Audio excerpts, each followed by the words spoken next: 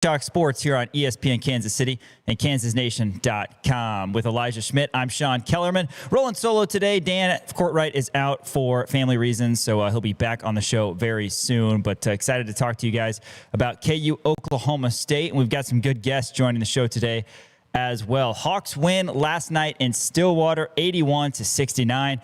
Honestly, it really wasn't that close, but it was a nice little snoozer for KU as they got it done, improved to 10-3. In conference play. Going to talk about that here in the opening segment. Next segment, we are going to go to the road, I-35, and we're going to catch up with a couple of Jayhawk reporters on their way back from Stillwater, and that's Shay Wildeboor from Jayhawk Slant and Henry Greenstein, KUSports.com and the Lawrence Journal World. Excited to catch up with them as they make the trek back to the River City. Following that, we're going to hear from a couple Jayhawks, Trey White and Marco Jackson, at the podium post-game. Marco Jackson, another great game, and it was nice seeing Trey White get a few to fall as well. After that, we are talking a little Big 12 hoops, a little weekend preview, and some bracketology chatter, some news today that came out from KU regarding some very, very interesting Jayhawk club type things. You might want to stay tuned for that, and we'll look ahead at the weekend upcoming, as I said, for Big 12 basketball. Going to hear from the Hall of Fame head coach Bill Self post-game following that. And then we're going to actually close the show with the voice of the Jayhawks, Brian Hanni, here in studio. Hanni joins the show every Thursday, and they got in late last night, did the members of the Jayhawk Radio Network who were out on the road. And I told Brian we're going to let him take the last segment of the show today because of not getting a lot of sleep, about 4:30. So Hanni always appreciative of when he's able to come here to the Kansas Nation studio. If you have not yet, check us out on KansasNation.com, Kansas Nation Podcast Network. We've got all sorts of coverage. Podcast Network, Timeout with Tyshawn Taylor, Hanni and the Hawks, Between Two Fountains. That's an entertaining one with Greg Gurley and Mick Schaefer. We've got Inside KU with Laney Boger, and, of course, the Jayhawker podcast as well. So check us out on KansasNation.com and also on socials at the Kansas Nation, Twitter, TikTok, and Instagram, and Kansas Nation on Facebook. Kansas over Oklahoma State 81-69. Like I said, KU gets the victory that they much needed. This was one that I viewed as kind of a trap game when I looked at the February schedule. We knew that starting January 31st, it was going to be a wagon for Kansas to face here in about a month's span, but they've done really fantastic. Only one blip on the radar, and that was on Saturday in Ames. And the Hawks now 20-win season yet again. Bill Self, he wakes up and wins 20 games essentially in his Hall of Fame career. 10-3 in conference play. Hawks now one game back officially of the Big 12 leading Arizona Wildcats and Houston Cougars. Before we get into the game last night, I want to shout out Miles Schneider and his team over at Crown Automotive. Check them out on South Iowa in Lawrence. Miles Schneider, the Lawrence Citizen of the Year. They were our founding partners here at Kansas Nation. Really got us having our feet under us, and we're incredibly grateful for that. They've got great customer service, and can't say enough about everything that they do over at Crown. If you're looking for a new vehicle, if you're looking for an old vehicle, they will help you out. They will get you in the one that you need. And check them out on crownautomotive.com. If you're not local here in Lawrence, they can help you out on that front. All right, 81-69. We'll go through this game, and I guess some individuals that shined. There were a lot for Kansas. I think main thing off the jump, KU made it known that they were going to not have a back-to-back loss situation. I think a lot goes into the whole it's a wake-up call when you lose, but Bill Self said it best earlier in the week. He said not every loss is a wake-up call, and what he doesn't say that I feel like you're probably not allowed to say in his position, but you should be because this is how sports works. Sometimes you just lose, and that was the situation on Saturday. Iowa State's a top 10 team. They were better than Kansas, and it didn't go well. Kansas going up against Oklahoma State, undoubtedly an inferior team to KU. They needed to go out and punch them in the mouth early, and that's exactly what they did. Go through the game, Darren Peterson, I mean, he was the story in the first half. Peterson, wow, he had 13 points before the first media timeout in this one. I like what Kansas did early. They got Trey White an easy bucket. White, we know, has been laboring. He has not been as efficient offensively, hasn't been contributing in other ways, and also kind of lost his mind a few times these past, I'd say, almost 3 weeks. He had the back-to-back turnovers at the end of the Texas Tech game.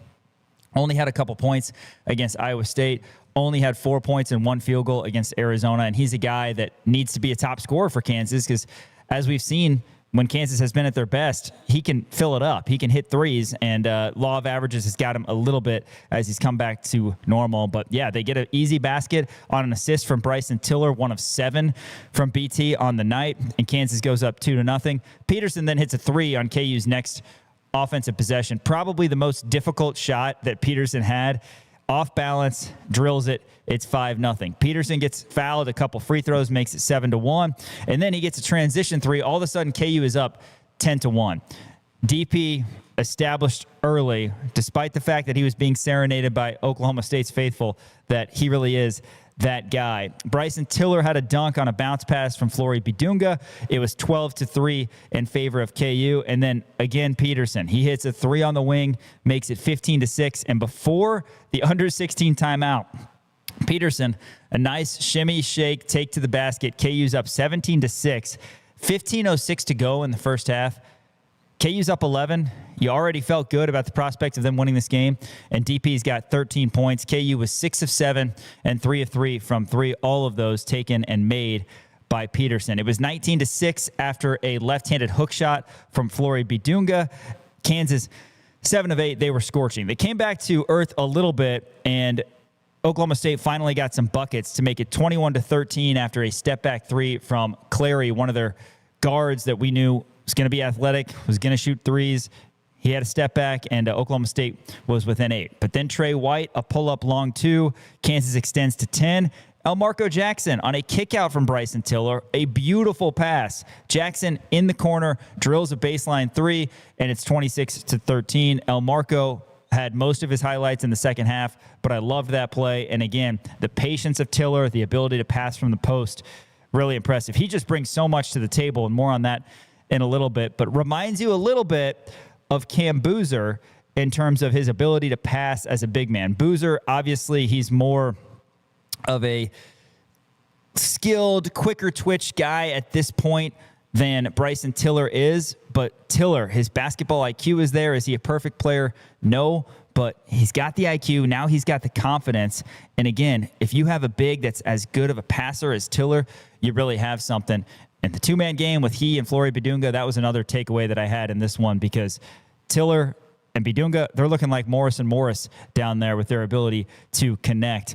Peterson hits another 3, and Kansas goes up 31-14 before Melvin Council goes coast to coast, 33-14. Steve Lutz calls a timeout. Under 8 timeout. There's a lot of time left in this game, but I think everybody felt pretty confident that Kansas was going to be able to coast through this one. Another 3 from Peterson makes it 37-16. And then a Bidunga dunk puts KU up 39-16 a little bit later in the half. That was KU's biggest lead on the night. Oklahoma State goes on a 11-0 run after Kansas had their biggest lead, and it was 39-27 Jayhawks. Still not quite game pressure, but it was enough to force Coach Self to call a timeout, as Kansas was 0 for their last 6, hadn't scored in about 3.5 minutes.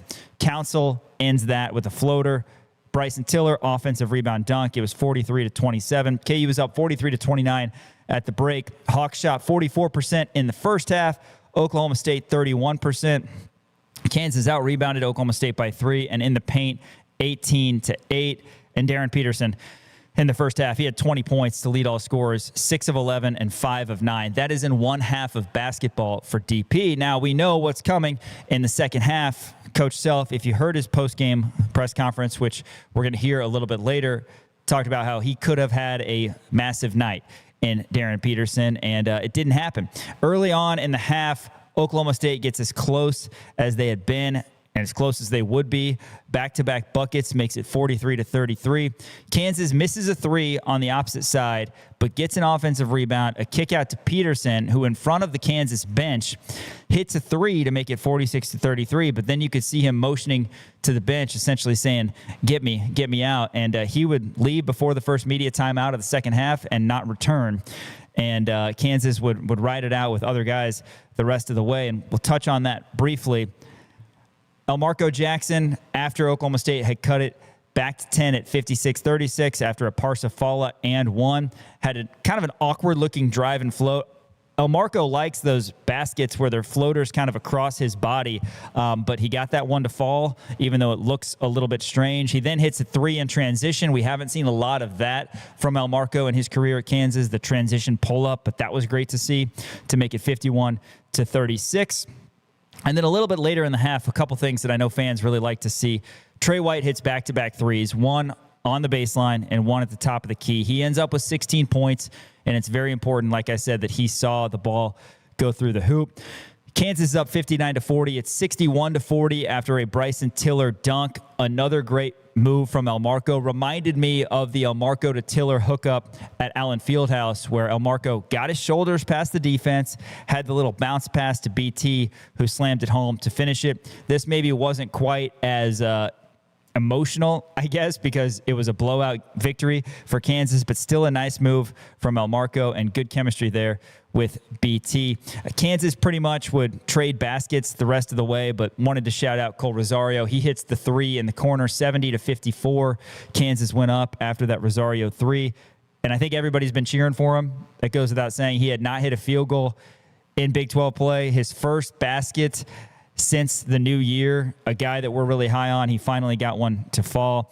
And Kansas, like I said, would pretty much just run out the clock with some free throws the rest of the way. They win it 81-69. In all, when you look at the final numbers, Kansas shoots 46% to Oklahoma State 35%. KU 46% from three, 11 of 24. That's going to play. And Oklahoma State, a team who shoots a lot of threes, and they have been so good offensively all season. They shot just 25%, 7 of 28 from three. Kansas did a great job. And how often is it in the Bill Self era, Kansas defensively really shuts down the opposing team's best player? There's a case to be made that Parsifala is maybe Oklahoma State's best player, but their top scorer is undoubtedly Anthony Roy. Roy gets 16, but it took him 14 shots to do it. He was just 4 of 14. So Kansas did a great job on what I assume was the most important guy in scouting Oklahoma State. Other stats to hone in on, not a ton when you break down the fact that Kansas won this game by 12, the field goal percentage and the three ball, a big reason why Kansas won.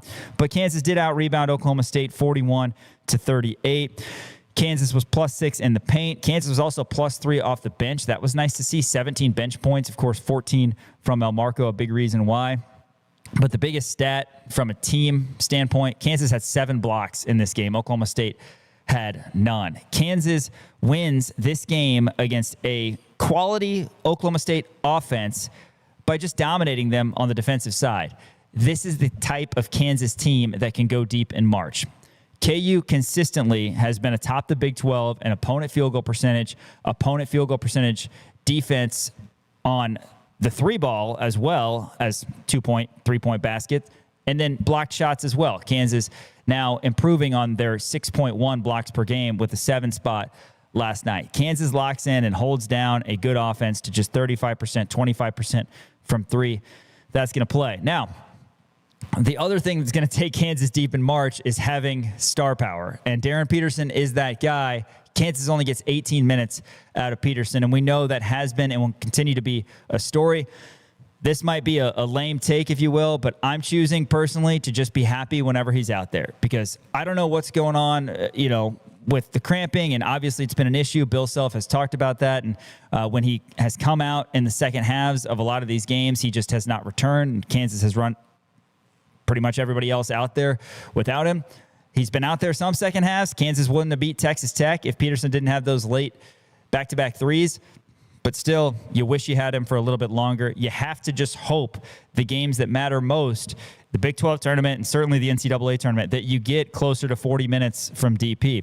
Bill Self saying, and again, we'll hear that a little bit later in the show, he didn't anticipate this. He didn't expect this, and it's happened more than a few times that Peterson has not been able to go in the second half. I'm going to be grateful that when he's out there and hope that in the NCAA tournament, he's able to go and be full go. Peterson's still considered the number 1 NBA draft prospect. He's still expected to go number 1 in the NBA draft, and you unquestionably don't want him to get hurt. If you're Peterson, if you're his agent, if you're his family, if you're Kansas, nobody wants DP to get hurt. We've seen crushing injuries in the Big 12 just in the past week with both Richie Saunders and JT Toppin with torn ACL. So something to be said for that. But if he's healthy, you want him out there. You probably didn't need him realistically in the second half. And that's another thing that I think we should hone in on. Against Oklahoma State, this game was never in question. The Cowboys never put any legitimate game pressure on Kansas. And shout out to the other guys who got it done. When Peterson's not out there, let's focus on the other guys who have done so much in making Kansas such a formidable team so far this season. And we'll talk about the Big 12 race. DP leads the way with 23. Bryson Tiller, I touched on that earlier. He ends up with 10 points, 11 boards, and 7 assists. Yeah, he's a freshman big. He's going to have some turnovers, which he had 3 after he had 4 in Ames.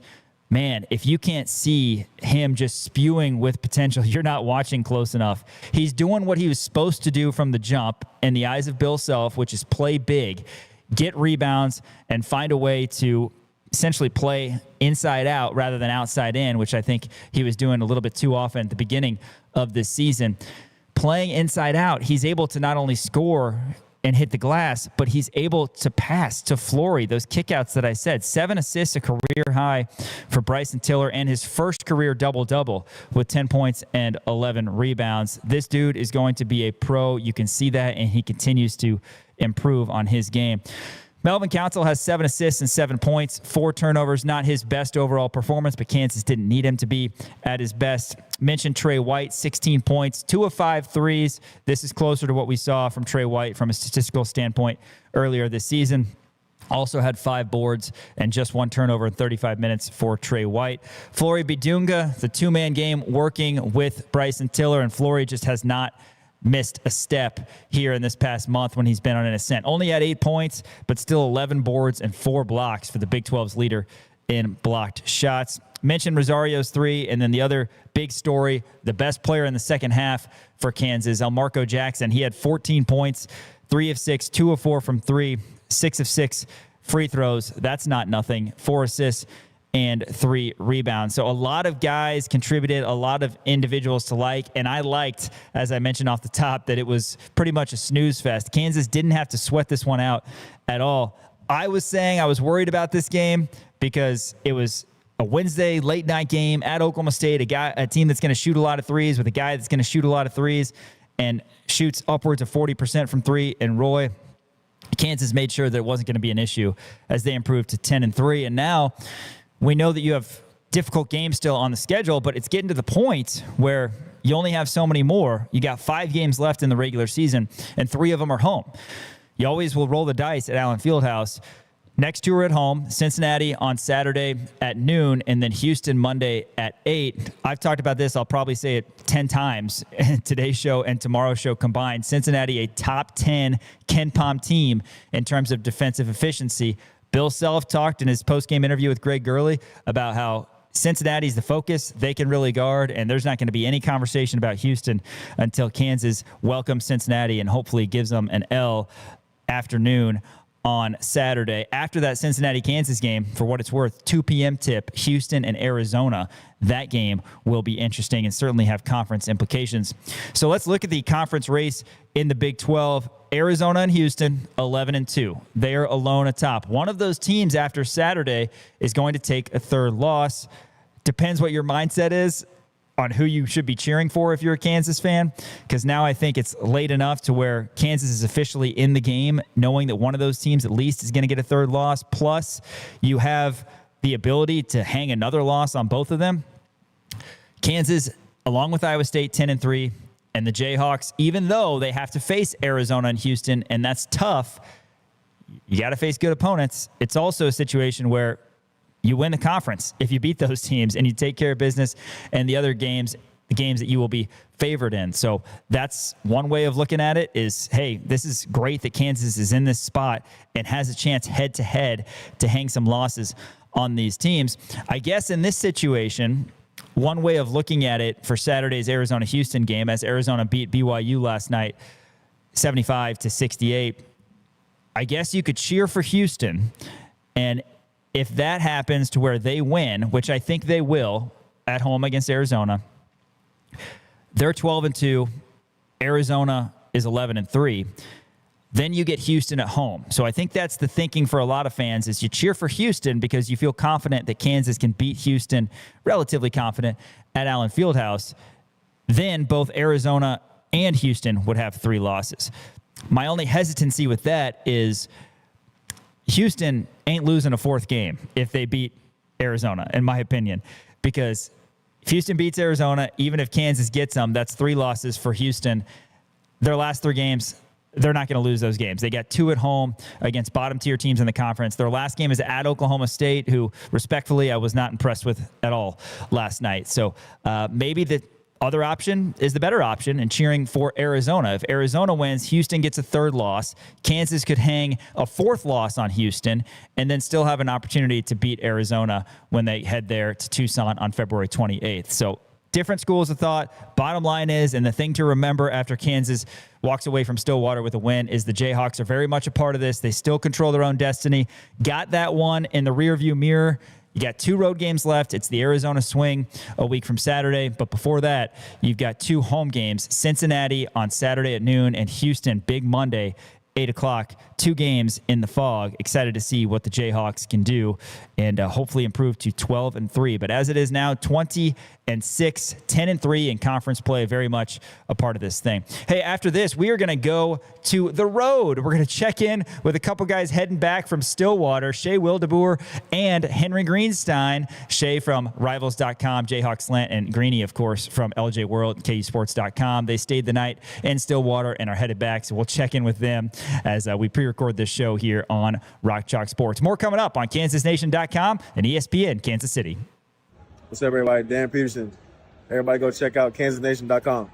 Listen up, guys. Summer is coming, and there's no better time than right now to ignite your health and feel your best. Whether you're chasing peak performance, trying to reignite intimacy, or simply want to feel your best, Game Day Men's Health Lawrence is your calling. Situated in a plush man cave setting, their services for testosterone replacement therapy, ED, vitamin therapy, and weight loss are sure to give you the boost you need. Make an online appointment today by searching for Game Day Men's Health Lawrence. Step up your game in 2026 with Game Day.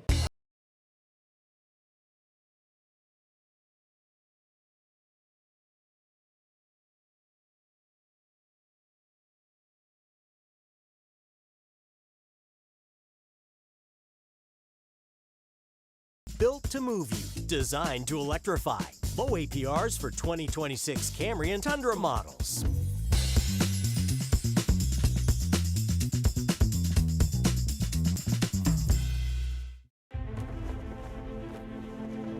Together, we're elevating our potential, our pride, our traditions, and our dreams.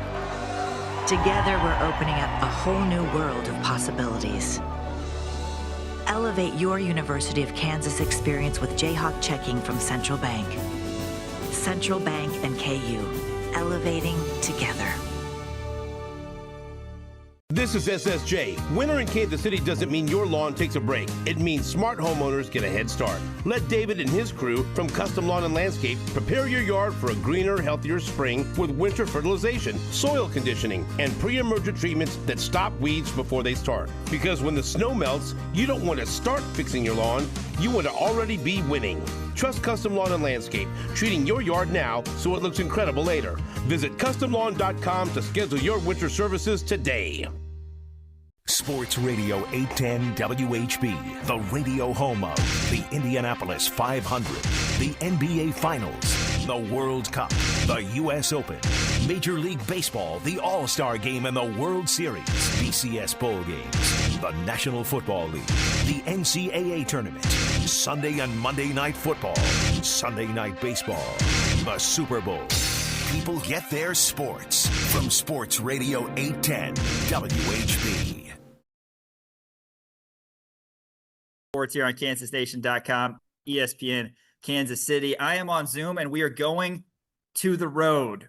Coming up, I-35 right now. Shay Wildeboor and Henry Greenstein. Shay comes to us from Jayhawks Slant and Rivals, and of course, Greeny comes to us as he did yesterday. KUSports.com, LJWorld.com. Thanks for coming on with us, guys. How's the trip back? But I guess more importantly, did you guys get out to Eskimo Joe's? I've heard so much about it. Kansas doesn't get to go to Stillwater every year, but Eskimo Joe's is the place to be. Did you guys get over there?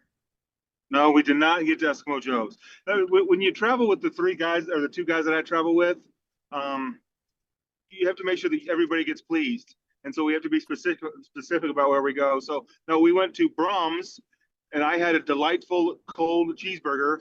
Henry had a salad, and the guy to my right had a delightfully warm cheeseburger. So I'm giving the trip probably a 5 out of 10. The hotel was great, slept great, didn't have any problems getting out of Gallagher, which was great. So yeah, it was so far so good. Jay gets a 10 out of 10 for his driving. There you go. What's that? Listen, I got a 10 out of 10 for my driving, Henry said. Oh, well, that's fantastic. Well, Right. appreciate you guys. Man, I don't know if it was just the Peacock telecast or what, but obviously Kansas punches Oklahoma State in the mouth early. It seemed like there was absolutely no atmosphere there last night. I mean, I know they dropped some curtains and that sort of thing, but what was it like? Yeah, and I'll let Henry chime in. Yeah, it was, and I said this on Twitter. I said I can't remember a time that Oklahoma State had less fans. It was like, and here's the thing before, Sean, it was really like the guy, they bring this guy out on a microphone on the court, and he's throwing T-shirts and doing contests, and he looks at everybody and says, "Welcome to the greatest home court advantage of college basketball," and the place is empty. It's empty. It was kind of grim. I feel bad because Oklahoma State obviously has a storied history in college basketball, the sort that would prompt someone to say something like that. And I think Steve Letts probably will get the program back to a point where it's drawing more consistent crowds. But man, it was really, really quiet in there. And when it was loud, it was from KU fans a lot of the time. And that's someone, Henry mentioned, someone said that the game had a big game atmosphere. It did not. It did not. I mean, the biggest question was KU was up 23 and they got it down to 10. So the biggest question was how would they respond? I mean, there was no big game. There was nothing that Oklahoma State did. The crowd paid no impact. Yeah, it was just it kind of reminded me, there were some shots of photos that kind of reminded me like of a state championship game. It was just it's a weird dynamic down there. Yeah, interesting. Well, yeah, Kansas, any concerns that I had, which I admittedly had some just because this was one of those weird road games that wasn't against a top 15 team. They were gone early, and KU took care of business. I mean, punched in the mouth early, and Henry, I'll let you talk about the start. I mean, Darren Peterson, he gets 13 points before the first media timeout. It's 17-6.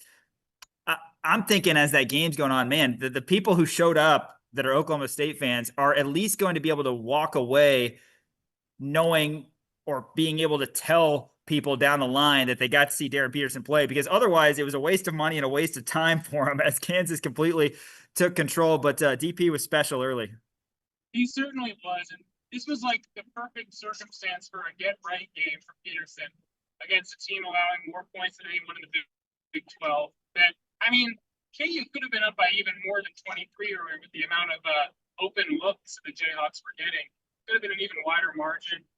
Peterson took advantage of the vast majority of them. But, of course, whenever you watch him now, the lingering question is how long into the game will this actually last? And last night, because basically nothing else happened of note, I mean, that's a little harsh, but because such little else of note happened for much of the game, the Peterson thing ends up becoming the dominant narrative. But, in the second half, Marco Jackson, Trey White, Bryson Tiller all chipped in well and did enough to help KU maintain a solid lead throughout.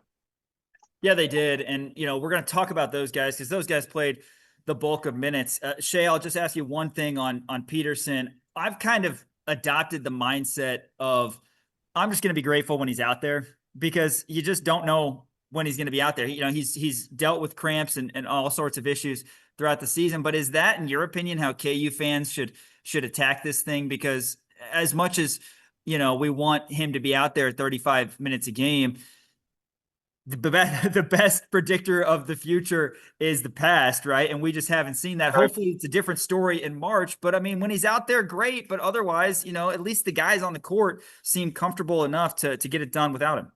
Right. Here's the thing for me. This is what it boils down to. And I don't know the words verbatim, but self-used. There could come a time, let's say KU gets to the Final Four, right? They're down 5 with 3 minutes to go, and Peterson isn't available. I mean, how do you prepare for that? I mean, I know obviously they're doing it now, but like, how can that happen? And listen, there's been a lot of hamstring, cramps, ankle, sickness, flu, whatever the case may be. The kid can't catch a break. He just can't catch a break. So is it better to have him than not have him at all? Sure. But I mean, at some point, there's going to come a game where you need him down the stretch. I mean, they've got Houston coming up. You got K-State on senior night. You got Cincinnati. I mean, you've got some big games coming up. You're still in position for a Big 12 regular season championship.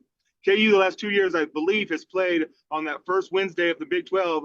You've got a chance to right a lot of wrongs, and it's not necessarily in Bill Self's hands. I mean, we listened to Le Batard. We've listened to Stephen A. Smith this morning. We've listened to Scott Van Pelt this morning, and they're all saying the same things. I mean, and we're not used, and I'm not saying Bill Self's not in control, but there seems to be some things outside of that, that have to be extremely frustrating for him. Extremely frustrating. Yeah. Well, that's really well said. Shay Wildeboor, Henry Greenstein heading back from Stillwater. KU over Oklahoma State last night, 81-69. And, these next two games for Kansas, and we'll talk about Cincinnati a little bit, but both these teams, and I've said I'm going to say this a million times, and I'm going to continue because it was such a jump scare to me. Both these teams are in the top 10 in KenPom defensive efficiency, so you're going to need some offense. Henry, there are some other guys who obviously came about. Trey White has really been laboring. It hasn't been that big of a deal because Kansas hadn't lost until Saturday, but he sees a couple go in. And then Elmarko Jackson, he's playing with more confidence than he has his entire career at Kansas. And I want to ask Shay about Tiller as well. But White and Jackson, it seems like got a little bit more confidence last night, and that was good to see. Yeah, Marco has very much proved himself as one of the most improved players in the team this season. When you just think about how much more purposeful he looks with the ball in his hands compared to 2 years ago when he was starting as a true freshman, it's night and day. When he goes into the paint, he has a plan, and he can adapt if necessary. But it's like he's become so capable not only of drawing contact as he goes to the rim, but also picking out people in the corners and on the wings for 3-point targets. Like when Elmarko was a freshman, Self wasn't comfortable with him being the backup point guard to DeJuan Harris because everything moved so fast for him. That's different now. I actually feel like they're starting to get to a point where, obviously most guys are going to have the ball in their hands, but I don't think that Self is afraid of initiating offense with Elmarko if the opportunity presents itself. And then as for Trey, I mean, he's been for much of the year one of the most consistent guys, and last night looked for about 25, 30 minutes like it was going to be another entry in his recent string of bad showings when he missed 6 shots in a row. But he ends up coming back late, hitting those 2 threes at a big moment. And then we saw him draw contact like he had so many times before. And, talking to him post-game, it really seems like it was a relief for him to have those go in and to maybe get back on track. And yeah, Shay, you can talk about Tiller.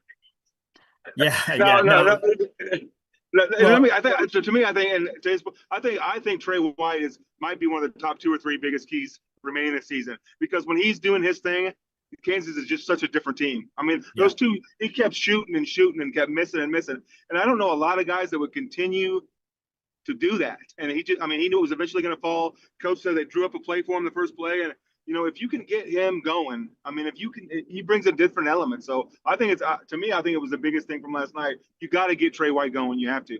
Yeah, you really do. I mean, especially the fact that you, as we've seen, might not have your full complement of guys or your best 5 players out there at all times. White, he's a top scorer on this team. He's got to be. Right. So that was big. A little bit more Trey Gilgeous-Alexander, I think, is needed for Kansas. If his ability to get to the free throw line will continue, that would be big. Right. Shay, talk to me about Tiller, and I want to ask you specifically because you've covered Kansas for a long time. You were here when the Morris twins were here, and that's what I'm reminded of. Like, BT's got some Marcus Morris in him, and just the Morris to Morris, Tiller to Bidunga, big to big passing. We're seeing so much more of that. You're seeing set plays where Coach Self is having Tiller be the one to feed Flory via alley-oop or something else. And he gets a career-high 7 assists, 10, 11, and 7. And Kansas is kind of proving on both sides, in my opinion, that 2 bigs can be back because one of the bigs can stretch it, and both are becoming better passers.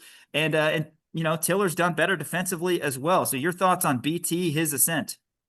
Yeah, no, I think it's great. I think Self said it last night. This is a year that's dominated by freshmen. You can look all across the United States. It's a shame because Bryson Tiller isn't getting the recognition he deserves. I think in a year where you don't have Darren Peterson, where you don't have A.J. Devonsa, where you don't have Caleb Wilson and some other guys, he's getting more attention. 2 things. Like, we met him last night. We got to talk with him post-game last night, and he's so quiet. I mean, for a guy who's just goes about his day, does his business. I'd love to see him play with a little bit more Morris Twins type brashness. But yeah, I mean, he can stretch the court, rebound, defend, shoot. There was a stretch there where against Carolina, I think he hit his first 4 threes and then kind of struggled the rest of the season. I mean, when he's hitting threes, when he's playing down low, last night the lobs weren't as successful as they have been. I think the guys were rushing a little bit. Yeah, I think he's a total difference maker, and I love the 2 big lineup. I think anytime you can put 2 big guys on the floor that are as talented as Badinga and Tiller, it's a recipe for disaster for other teams. But you need you need Melvin going, you need Trey going, you need Darren out there, you need El Marco coming off the bench. If Jamari, we've seen what this team can do when it's clicking all cylinders, and it's scary. It's just a matter of being able to do it night in and night out on a regular basis.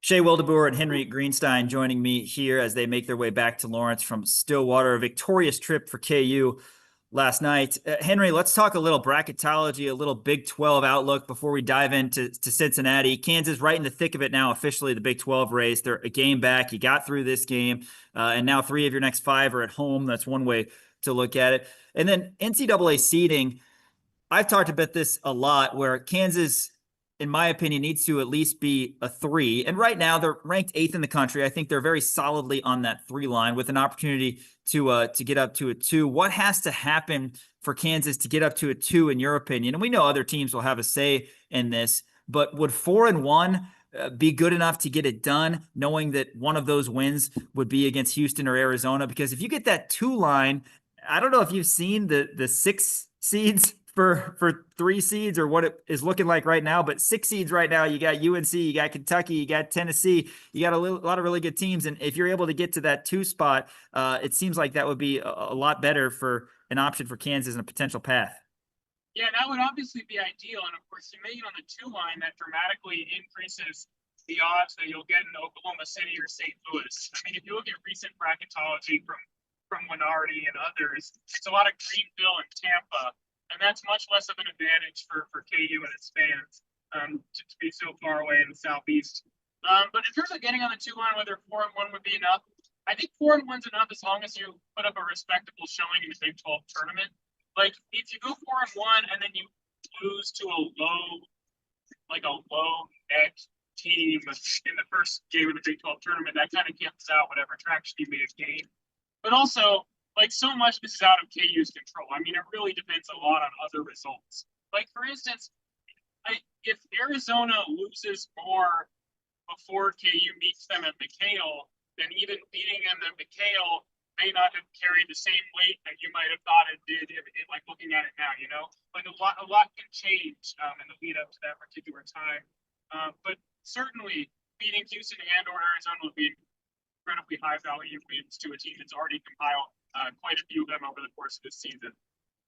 Yeah, and Henry, I'm going to go right back to you here because I want to talk Cincinnati. And this is kind of a strange team because they are very proud basketball program, unquestionably.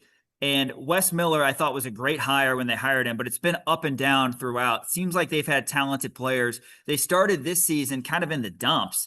Then they get a 30-point win at K-State, which how much does that actually say? I don't know. K-State's no good.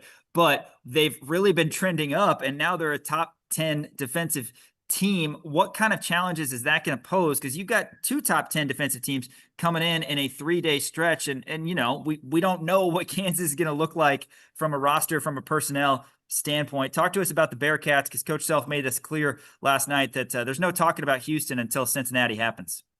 Yeah, I mean, first of all, I agree with what Self said yesterday wholeheartedly that KU needs to play tougher. I didn't think they were at their toughest against Oklahoma State. I think they allowed too many offensive rebounds. I think both Tiller and Badunga were kind of inaccurate in the paint a lot of times, missing the time to shots they've been missing, and making it late, rather. And when you're going up against a potent post player like Bob Miller, you're going to need to be at a higher level than that. But Cincinnati, I think one of the things that defines them to me is the fact that, like, Sincere Harris is a starter for them. If you remember Sincere Harris from last year in West Virginia, he was the guy who was like 0 for 27 on threes when he came into Allen Fieldhouse because he was like almost exclusively a defensive stopper. And then I think he finally made a 3 in that game too. Well, that would make sense. Yeah, exactly. That's how it works. The fact that guy is starting for for Cincinnati. It tells you a lot about their mindset and like their approach to defense this year. This is a team that lost to Eastern Michigan, but has suddenly won 3 Big 12 games in a row and is playing. They're as hot as anyone in the conference, really, at this point, with the possible exception of Iowa State. I mentioned Miller; he's a double-double machine. FAU transfer. Day Thomas, we're already familiar with. Jizzle James was off the team, and then he came back, and now he's like one of their premier scoring threats. So some familiar names. They don't have a lot of depth. That's one thing about Cincinnati is I think their quality declines considerably.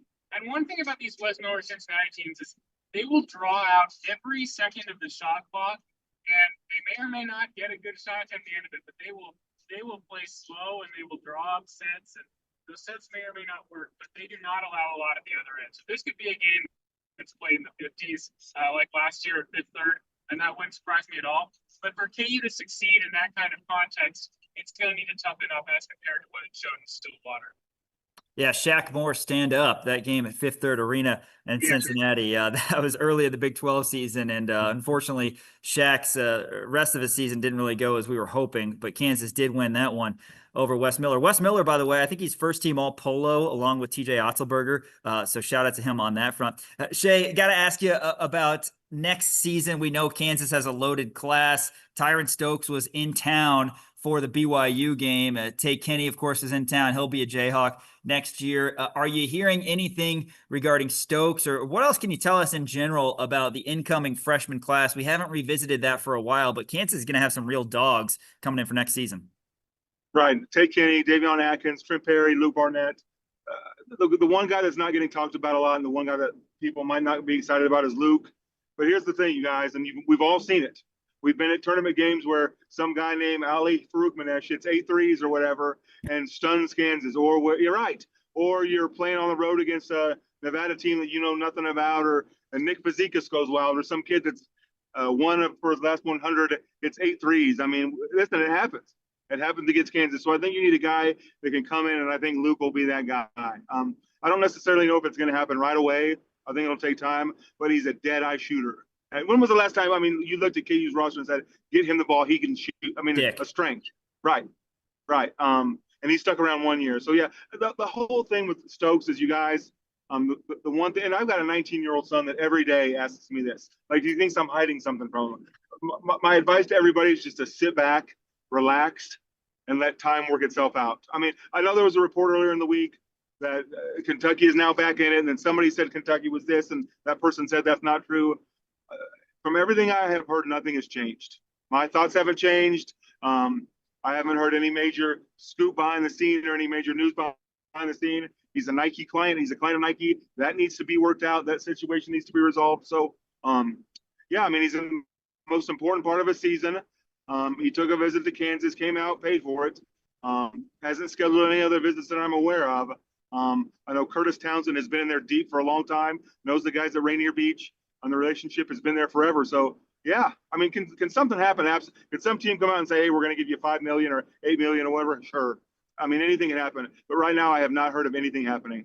I haven't. Yeah. So I know last week that Joe Tipton did a big story, and put his confidence level at 100%, and it was high. He felt high about it. So, yeah, I think it's just a matter of time. Get through the season, get the portal, get what you need, add him, and then go from there. But I will say this, Sean, and not to take any more time, but I know KU fans are frustrated with the way the season is with some guys playing and not playing.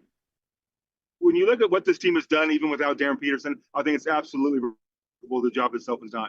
I mean, absolutely remarkable. You look at the games they lost last year at home in the last second.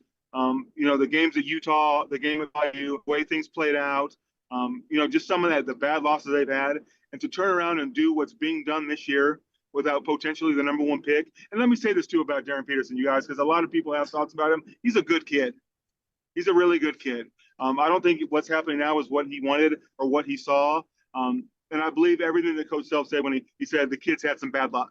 But I think what this team has done without him, I think it needs to be recognized, because they've played big in games without him and had some big time wins. So it's been a great run. I look forward to seeing what happens moving forward. But with or without Darren Peterson, I just think this team has a chance to make some noise. Yeah, well said. No, really appreciate that that outlook, because it's so true. And Kansas should hopefully have a very, very long run in March, either with a healthy Peterson or not. But we're cheering for him, like you said. Great kid, and we've had nothing but positive interactions with him, and all the other guys need to be recognized too. It's been so fun having this Kansas basketball team this season. Last couple of years were kind of duds, honestly, by our standards. So that's been great to see. What's your guys' favorite piece of scenery you've seen on this trip home?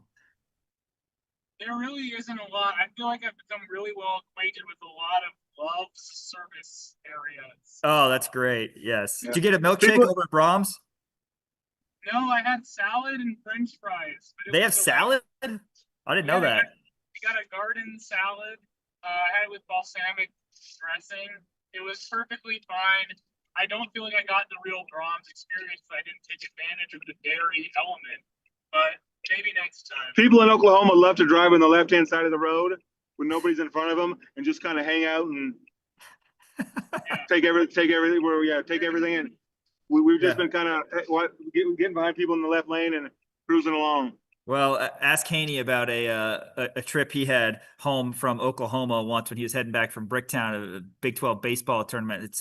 It's very interesting for a guy who generally is a rule follower, and Brian Hanni. But but no, hey Henry, you got 23rd Street breakfast casserole to look forward to on Saturday. So make sure that you'll load up on muffins and Little Caesars. Man, they hate to see you coming for that cheese pizza. Hey, appreciate you guys. Shay Wildeboor, Jayhawks Slant, Henry Greenstein, KEsports.com, LJWorld.com. Really appreciate the time. We'll catch up with you guys soon. All right, Sean, have a good one, brother. Thank you. All right, you too. More coming up on Rock Chalk Sports, KansasNation.com, ESPN, Kansas City. Miles Schneer's Crown Automotive, founding partner of Kansas Nation. Visit them at crownautomotive.com. Experience the Crown difference. Carfax top-rated dealer, Crown Automotive. Hi there, Gary Joslin with Joslin's Jewelry. I'm not the class ring company. I'm a mom and pop jewelry store for 42 years. We were recently voted the gold medal #1 jewelry store in the greater Kansas City area by Ingram's Magazine. Come see us at Joslin's Jewelry, 9529 Antioch. Joslin's Jewelry, the jeweler you'll recommend to your friends and family. Joslin's Jewelry, for the best that's yet to come. This is SSJ. Winter in Kansas City doesn't mean your lawn takes a break. It means smart homeowners get a head start. Let David and his crew from Custom Lawn and Landscape prepare your yard for a greener, healthier spring with winter fertilization, soil conditioning, and pre-emergent treatments that stop weeds before they start. Because when the snow melts, you don't want to start fixing your lawn. You want to already be winning. Trust Custom Lawn and Landscape, treating your yard now so it looks incredible later. Visit CustomLawn.com to schedule your winter services today.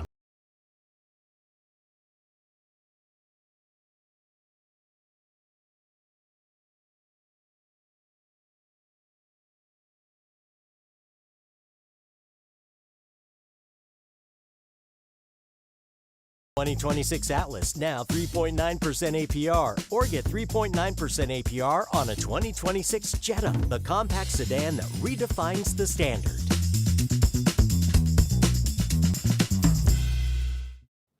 Hanni and the Hawks is presented by Jefferson's with 2 Lawrence locations, home of the best wings in town. 21 signature sauces. You got to check them out. But if wings aren't your thing, how about a burger? They hand patty their certified Angus beef every single day. Also hand bread their tenders. They make their ranch in-house. There is truly something for everybody at Jefferson's. Go see my buddy Brandon Graham and the entire crew at Jefferson's, either on Mass or Wakarusa in Lawrence, Kansas. Hello, it's Mark Whitlow from Office Products Alliance. OPA is not just your local office products connection. We have expanded our offerings to network cabling installation, security cameras, door access, and IT services. We all need to keep pace with new technologies. You can trust a Kansas City company that has been your partner for 32 years.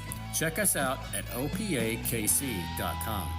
Supporting local businesses and our community is more important than ever. Welcome back live in the Kansas Nation studio. Sean Kellerman rolling solo today as Dan Courtwright deals with some family things. So thinking about Dan, and hopefully he's back soon. But appreciate you rolling with me here on this Thursday. Of course, it's kind of strange having a KU basketball game Wednesday night. We haven't had that this season in Big 12 play. That means that Saturday is going to be here before we know it. Noon game, Kansas against Cincinnati. Crimson and Blue Show will start at 10:30 across the Jayhawk radio network. Hey, there's a certain energy that comes with Jayhawk basketball, the crowd rising together, the band playing, and that unmistakable moment when fans lift their arms and wave the wheat. It's a tradition that represents pride, unity, and Jayhawk spirit. With Jayhawk checking from Central Bank, that tradition doesn't stop when the game ends. Jayhawk fans can carry their pride wherever they go with the official Jayhawk debit card, a simple way to put school spirit on display every day. Central Bank is proud to support the traditions and communities that bring people together, and as the proud community banking partner of the University of Kansas, Central Bank is committed to serving Jayhawk fans with banking options designed for real life, on campus, at work, and everywhere in between. If you're ready to wave the wheat beyond the stands, learn more about Jayhawk Checking and the exclusive debit card at jayhawkchecking.com. That's jayhawkchecking.com. Central Bank, the proud community banking partner of the University of Kansas, member FDIC. Shout out to Shay Wildeboor and Henry Greenstein joining me via Zoom, a previous segment, as they make their way home from Stillwater. It's always better making that trip after a victory. We're going to go to Stillwater, post-game podium. Trey White and Elmarco Jackson, both of whom ends up with solid numbers. White was 16. Jackson had 14 off the bench for KU, and he was really, really spectacular in that second half. Let's hear from those Jayhawks post-game. Trey, you've struggling a little bit. You hit the two big threes late in the or midway through the second half. What was going through your mind, and what gave you the confidence to hit those shots? Finally hit one. I feel good. And my teammates, every day in practice, they don't do nothing but just encourage me. Just my preparation, staying ready daily. But it's really kudos to my teammates for finding me open shots and keeping that confidence from me. So, how big were those shots? Really big. When Trey's hitting, it gives our team a lot of more spacing on the floor for, guards like me, Mel, DP to drive downhill and create more opportunities for, other shooters and live threats to floor and stuff like that. So. You got to the line a few times and made all 6 free throws. How have you cultivated that aggression and become a more aggressive offensive player? Just understanding the offense more, understanding when to be aggressive, when to move the ball, stuff like that. I just basically say that. Both of you guys, what will you take away from this win in general? You start out really strong and then kind of cruise the rest of the way. I say definitely a learning experience. Try to take each game for what it is. A lot of games we come out slow first half or second half, and tonight we kind of did that again. But I'm glad we got the win. We could definitely learn from it though. And where we're trying to go later, we got to clean that up. So I was glad to kind of see that earlier instead of later in March. Elmarco, once again, Peterson went nuts early. 13 points the first 5 minutes, over 20. What did you think of his first half play, and what did you think when he had to sit out again?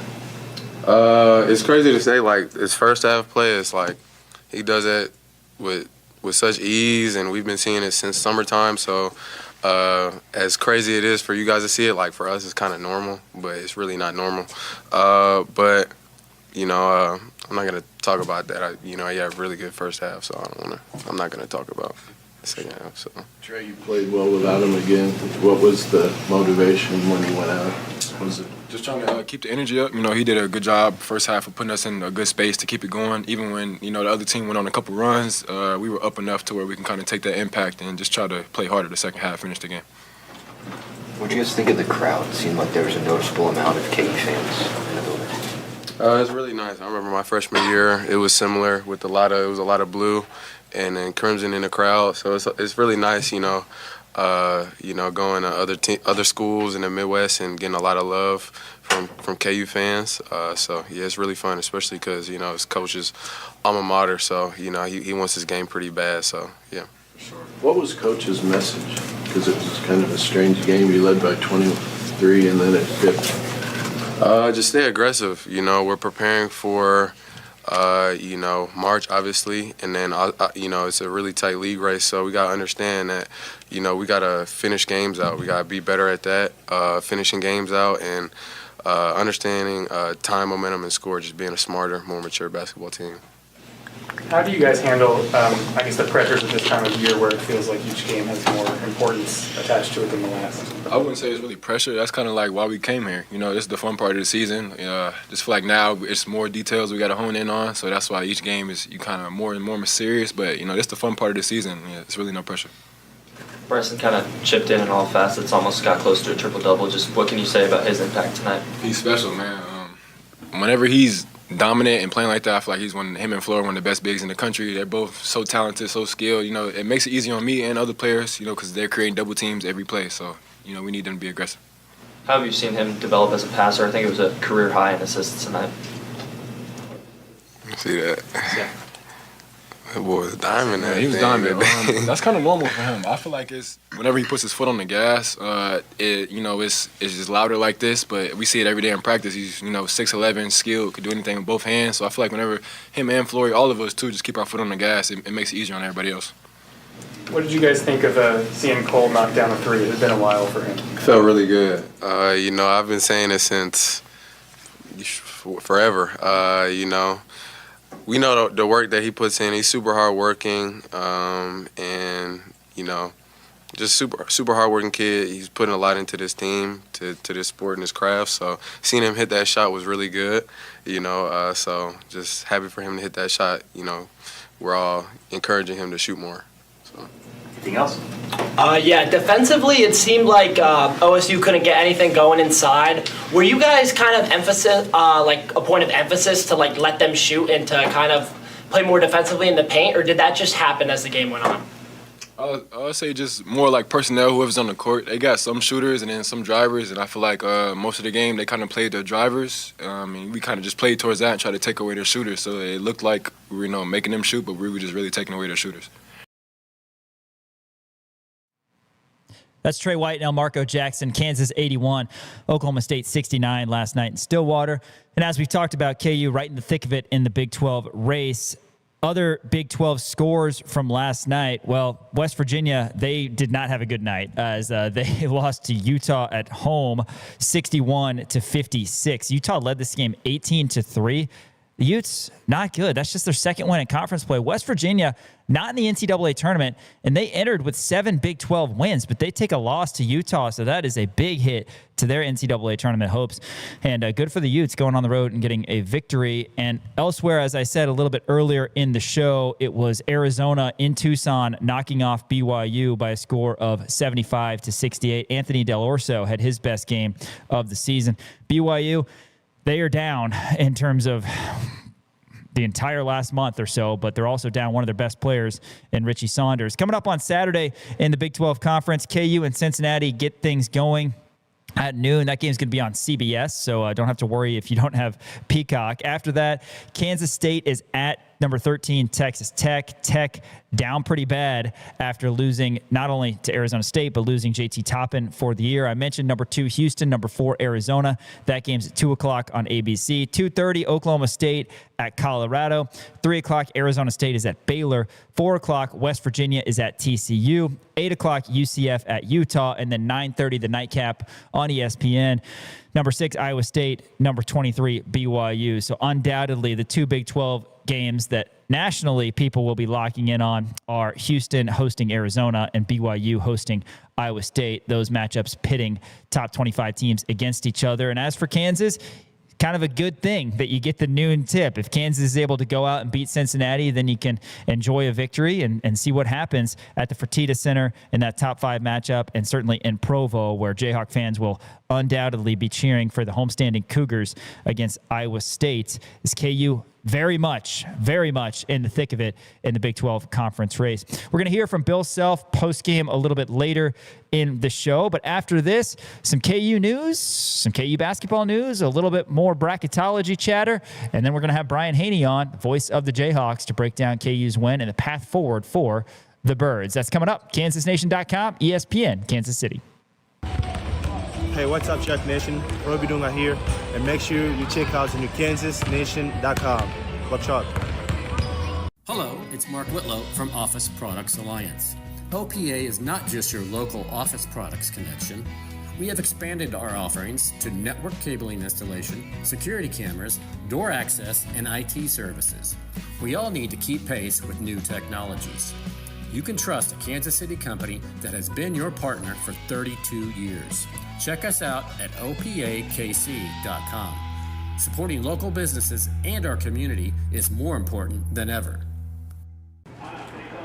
We have a great selection of vehicles here. What's the best fit for you?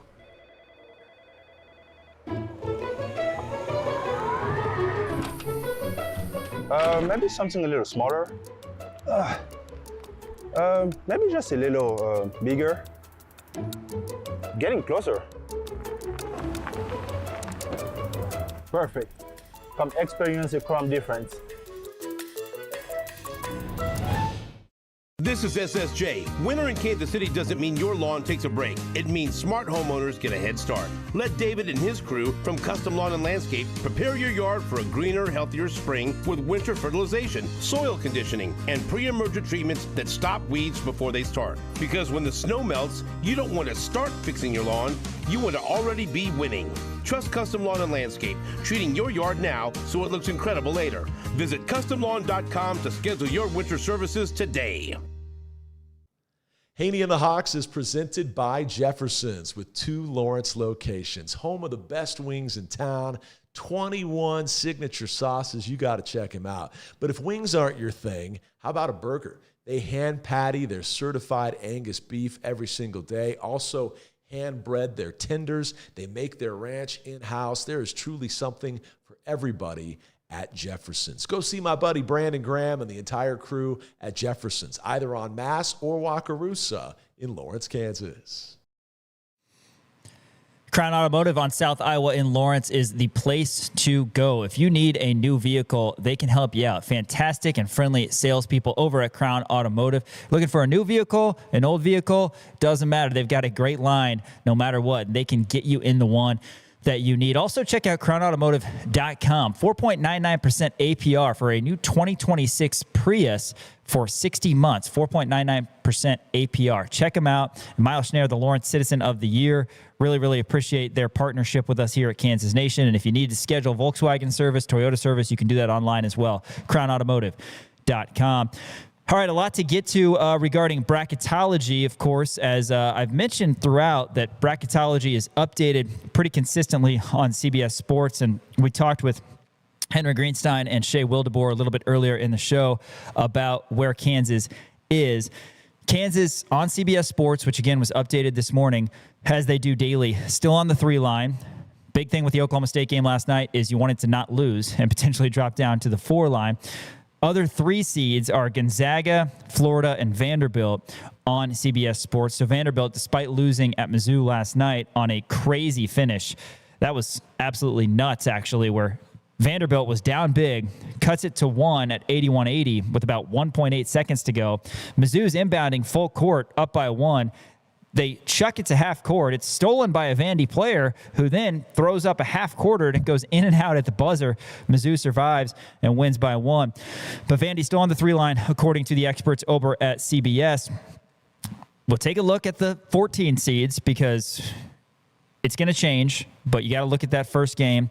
Assuming conference champions, because if you're a 14 seed, you're not in that large, you're a conference champion. So these teams right now are in the best position to win their respective conference championships. UC Irvine, North Dakota State, East Tennessee State, and Portland State. And then if you look at the 6s and the 11s right now in bracketology, the 6s, talked about this a little earlier as well. BYU still on the 6th line, St. John's is on the 6th line, and North Carolina is on the 6th line, as well as Utah State. 11 seeds, if we're talking pods, Miami of Ohio. They're the only undefeated team still in college basketball. They're on that 11 line, according to CBSSports.com. Who knows? They could be as high as 7, 8, 9 seed come Selection Sunday, but right now they are an 11. St. Mary's is an 11 seed, and then the play-in games, of course, 11 seeds include Mizzou and New Mexico, as well as Santa Clara and VCU. So good programs. That's kind of who's around right now, the conversation for potential opponents for Kansas. And as we talked about a little bit earlier, if Kansas is able to get up to that 2 line, you get a little better of a path. The 2 line right now, after UConn lost last night as huge favorites against a down Creighton team, they're on the 2, no longer on the 1, alongside the Huskies, Iowa State, Purdue, and Illinois on the 2 line. The 1 seeds right now, Arizona back at the 1, along with Houston, Michigan, and Duke. The other big story last night in college basketball, maybe the game of the year, it was Alabama holding off Arkansas 117-115. Darius Acuff, the freshman for Arkansas, goes off, but not quite enough as Alabama completes the comeback. Those 2 teams, for what it's worth in bracketology, because we know they can score a lot, and those are not comfortable teams to face. Bama's a 4 seed right now, and Arkansas is a 5 seed. So a lot to be determined. Of course, now we're mostly through this week of college basketball. There's going to be more shakeups after Saturday and Sunday's action. Saturday should be a big one, as I alluded to last segment. Kansas Athletics today announcing with OVG an expanded partnership with the introduction of the Naismith Club at Allen Fieldhouse. The Naismith Club is a new members-only social club expected to open this summer. There's going to be details on membership programming and opening events announced in the coming months. If you want to receive membership information, you can visit www.naismithclubku.com. Naismith Club is going to be a year-round gathering place connecting Kansas athletics with the greater University and Lawrence communities. Expanding beyond a game day destination, it's going to offer a shared home for alumni, faculty, supporters, business leaders, and community members to connect, work, host, and celebrate. OVG is going to manage and operate the club in addition to the role that it already holds as a football stadium and conference center operator for the Gateway District, plus, of course, the food and beverage provider for all Kansas athletic venues. Kansas Director of Athletics and Vice Chancellor Travis Goff saying, quote, as our partnership with OVG continues to evolve, this club allows us to create a unique connection point for our faculty, alumni, supporters, and community. The Naismith Club is a natural extension of what Allen Fieldhouse represents with its incredible tradition, pride, and ability to bring people together. So it'll be at Allen Fieldhouse, the home of Kansas basketball, going to be offering premium and welcoming setting for hospitality, business meetings, social gatherings, and private events on a membership basis.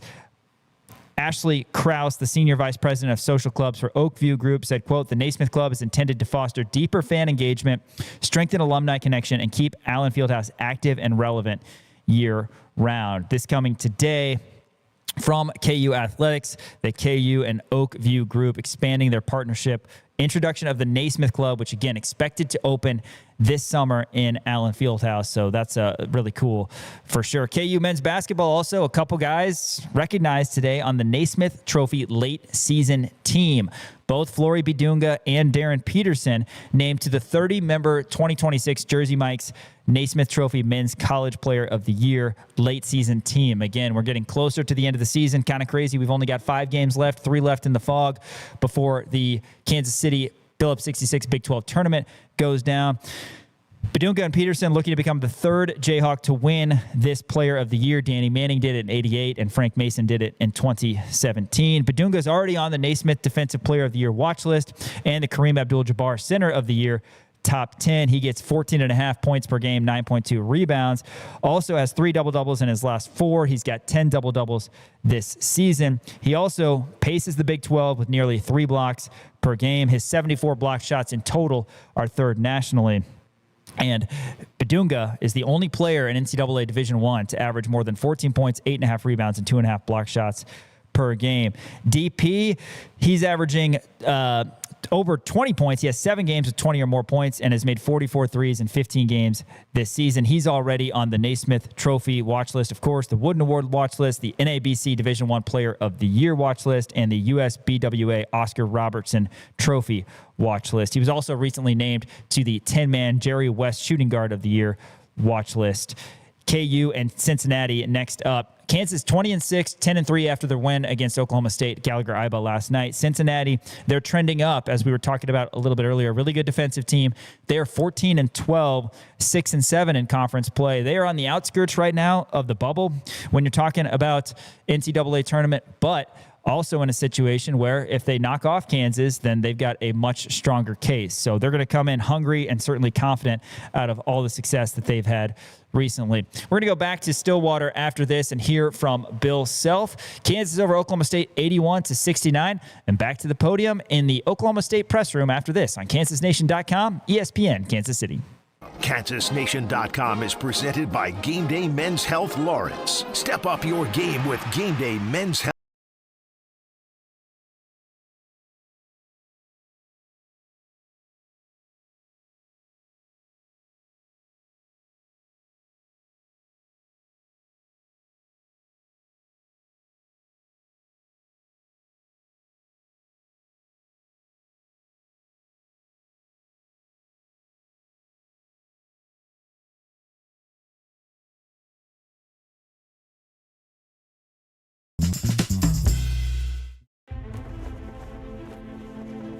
Together, we're elevating our potential, our pride, our traditions, and our dreams.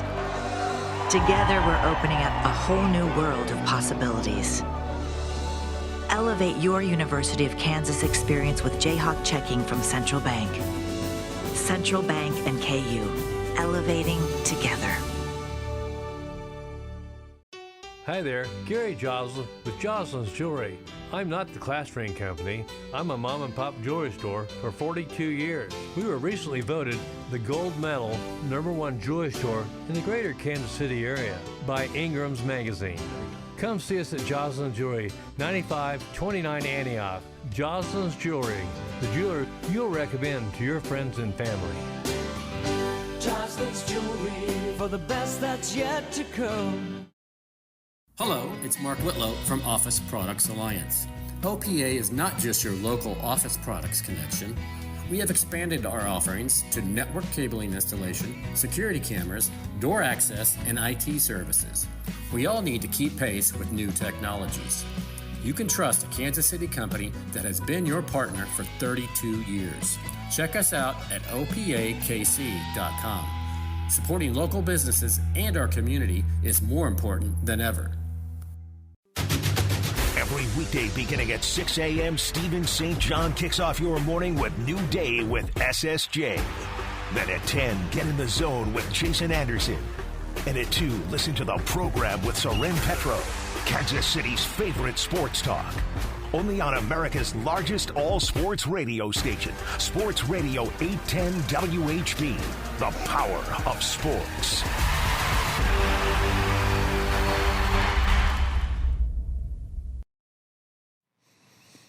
There was a lot to like last night in Stillwater, a coast-to-coast victory for the Jayhawks. They led by as many as 23 against Oklahoma State. Pokes would cut it to 10 on a couple different occasions, but no real game pressure ever applied to the Jays. And now focus on Cincinnati Saturday at noon. But first, we're going to go back to Stillwater, hear post-game thoughts from Bill Self. Here's Coach.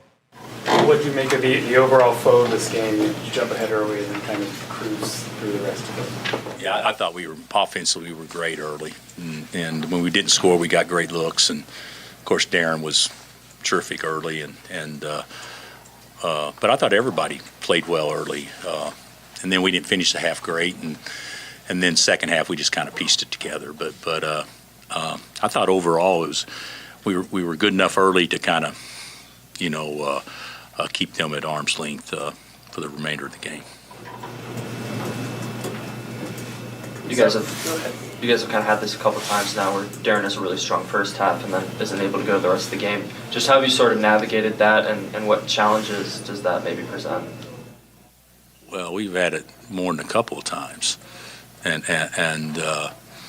I didn't anticipate that tonight at all. I thought he was good to go, but obviously we only got 18 minutes out of him, and that's disappointing because he could have had a really big night. But one thing about it is it's happened often enough that our guys have learned to play without him, even though that's not the way we want to play. But that's certainly something that we're not unaccustomed to, right now. Trey had 3 to go up 13. How big a shot was that? And What happened after that? It looked like he said, "I got to come out," or what? Did they cut it to 10? Yeah. And then he makes the three. Oh, yeah. He was going to come out, I think, before he made the three. And then he makes the three, and then he said, "Get me." So I didn't know that he'd be done, but obviously he was cramping. Trey hit. How big were those, and how important is it to get him going? It's important. We ran the first play to try to get him a basket early, just so try to get the lid off. And Trey's a good player. He's had a great year, but he hadn't been very good by his standards the last couple of weeks. And so it was important that he see a couple go down, and he did. And those were big shots too. What's gone into helping Marco become more aggressive on offense and get to the rim like he has, and dribble to the pass and stuff like that? I thought he was the best player we had tonight, over 40 minutes. But I'd say the biggest thing is he's not putting himself in as many compromising positions offensively. He's the ball moves, and then when he's got an angle to drive it, usually when the ball moves, there's not as much built-in help, so that when he makes a decision to go, he didn't have two guys guarding him. So that's the thing. I just think he's exercising a lot more patience. Bill, a bigger picture one for you. Between Darren and AJ at BYU, Flemings at Houston, the two guys at Arizona, you've been in this league a long time. Is this about as good of a Big 12 freshman class? Oh, it's the best. Yeah, it's not even close. I mean, we've had good players at Kansas, and our players at Kansas that we've had, even the ones that are one and done, would be in that group. But they didn't go one or two in the draft. I mean, I'd be shocked if that's not the case in our league. And the league's fantastic, but the freshmen in the league are it's different. When we start thinking about this, Bryson Tiller has had a great year for us, and nobody even talks about him, and he's a freshman, because of everybody else. And there's others that way too. Tunde Yesufu is really, really good. And most years he'd be considered one of the best 1 or 2, 3 freshmen in our league, and people don't talk about him as much because of the other dudes. The years that Burries and Koa, and then of course AJ and Kingston and Darren and his potential. That's you can make a case those would be the best 5 players going into any league. You obviously have the 2 in the ACC with Caleb and with Cam, but this is as good a recruiting job as our league's ever done. What was the message to the team? You guys rolled early, and then it got a little bit close. So how did you feel, and what did you tell them? I didn't think we played very. This is me. I didn't think we played very tough. I thought they beat us to loose balls after the game got, after the first, 15 minutes. I didn't think we finished the game, and, you got to be able to finish games. There's going to be close games in late February and early March that you got to execute and finish and that kind of stuff. And we did some good things, but defensively, I didn't think we were very good the second half at all. You're 10-8 here now. What did you think of the environment and all the KU fans that were here? I thought it was a good turnout of KU people. So, the environment's good. I actually think it's a great idea when they dropped the curtain. I think we used to do that when I was at ORU. Of course, when I was at ORU, we dropped them everywhere, to try to make it look like it was a crowded, semi-crowded house. But I think it looks good. I think it looks good. I think the crowd's good. I think Steve's terrific. I think that he's going to do a great job here. And they score at home, and tonight they didn't score like they normally do at home. What do you want out of the rest of the week? We need to practice, have 2 good practices, even though tomorrow will be short. And we need to play tougher against a very physical Cincinnati team. That would be a goal, and not even looking past Saturday. I'm going to go off the beaten path a little bit. You see a lot of familiar faces when you come here. I want to ask you about Barry Henson and how much were you there during his health scare and what's it been like to see him recover from that? Well, I wasn't there with him because I was, I knew of it. We talked and all that stuff. First of all, he's as good a human being as there is, period. He called today and he said, let's go walk the cross-country trail. And I said, I don't have time, but I'm walking right now. I'm going to walk right past Gallagher. He said, I'll be out there in 7 minutes. And so we went for an hour and 15-minute walk ourselves this morning. So yeah, he's a dear friend, and certainly, he seems to be doing quite well, though. One thing that the open heart surgery did not impact was his ability to verbally communicate with people, because he still talks all the time. Yeah. You've talked about wanting to have a consistent consecutive period of time with your team so you get a sense of what you have. I guess how concerning is it that it's a month from the tournament and there's still an uncertainty with Darren is cramping? It's a concern, but I thought we were past it, but obviously we're not. But it's certainly a concern, and you get into the NCAA tournament and you're playing a team just as good as you, and you need to have all your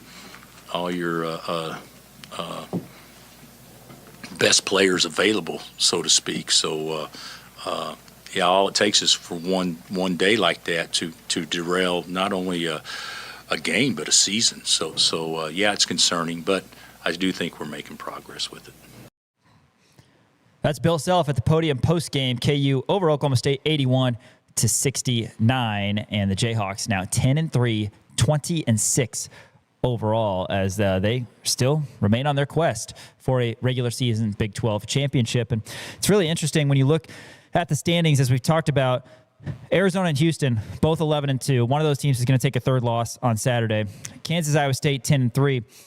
There's a possibility that, and maybe it's a good possibility, multiple teams tie for the conference title, and you go to tiebreakers. Kansas, from a tiebreaker standpoint, is in a good spot. Even against Texas Tech, who's 9-4, and I expect them to lose an Ames, so they'll have at least 5 losses.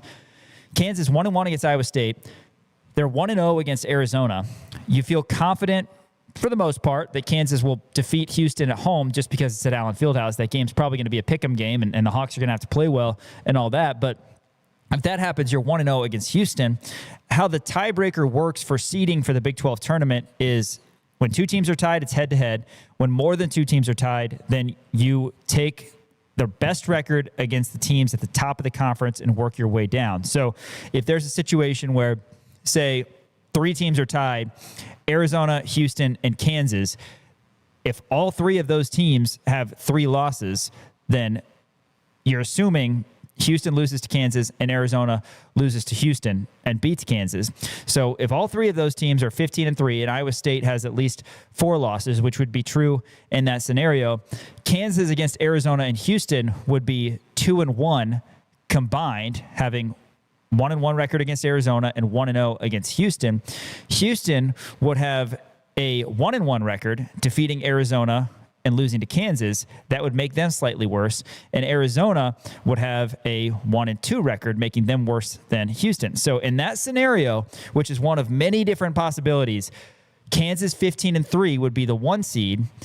Houston's 15-3 would be the 2 seed. Arizona's 15-3 would be the 3 seed. A lot goes into it again, and there's still 5 games left for everybody. A lot of confusion, but a lot of bracketology chatter that's fun to talk about. KU baseball had a matchup last night against Lamar, and they fell 4-1 in that midweek tilt over at Vincent Beck Stadium. Sophomore Mason Cook, who is a transfer from McLennan Community College, started the game for KU. He threw 5 shutout innings, only allowing 1 hit. He struck out 6 and walked 2. He actually struck out 5 of the final 6 batters that he faced, but the bullpen surrendered 4 runs in the final 4 innings, 4 runs total actually in the 6th and 7th, and then KU offensively couldn't get it going. Kansas' only RBI in this game came from catcher Max Solis Jr., who drew a bases-loaded walk, and Kansas stranded a bunch of runners in this game. That was really the story, as the Jayhawks fell to 2-2. 14 runners stranded. They stranded 1 in the 8th and 2 in the 9th. Coach Fitz saying post-game, quote, "It's a tough sport to win when you strand 14 runners. We had a bunch of chances early, and we just couldn't punch a hit through." In the 6th, they got the bloop into left and the bloop into right to tie the game, and that's what happens when you're up 1 run. If we cash in early on some of those things, that run doesn't hurt you. I thought Ryan Ritter was good, but thought the right move there was to go to Cannon with the 2 guys on. Cannon was the right matchup there. Unfortunately for us, that kid got a nice swing off. The game was more about us not executing the opportunities we had rather than anything else. On the bright side, Mason was great, and we played another sound game defensively. Back to the drawing board tomorrow.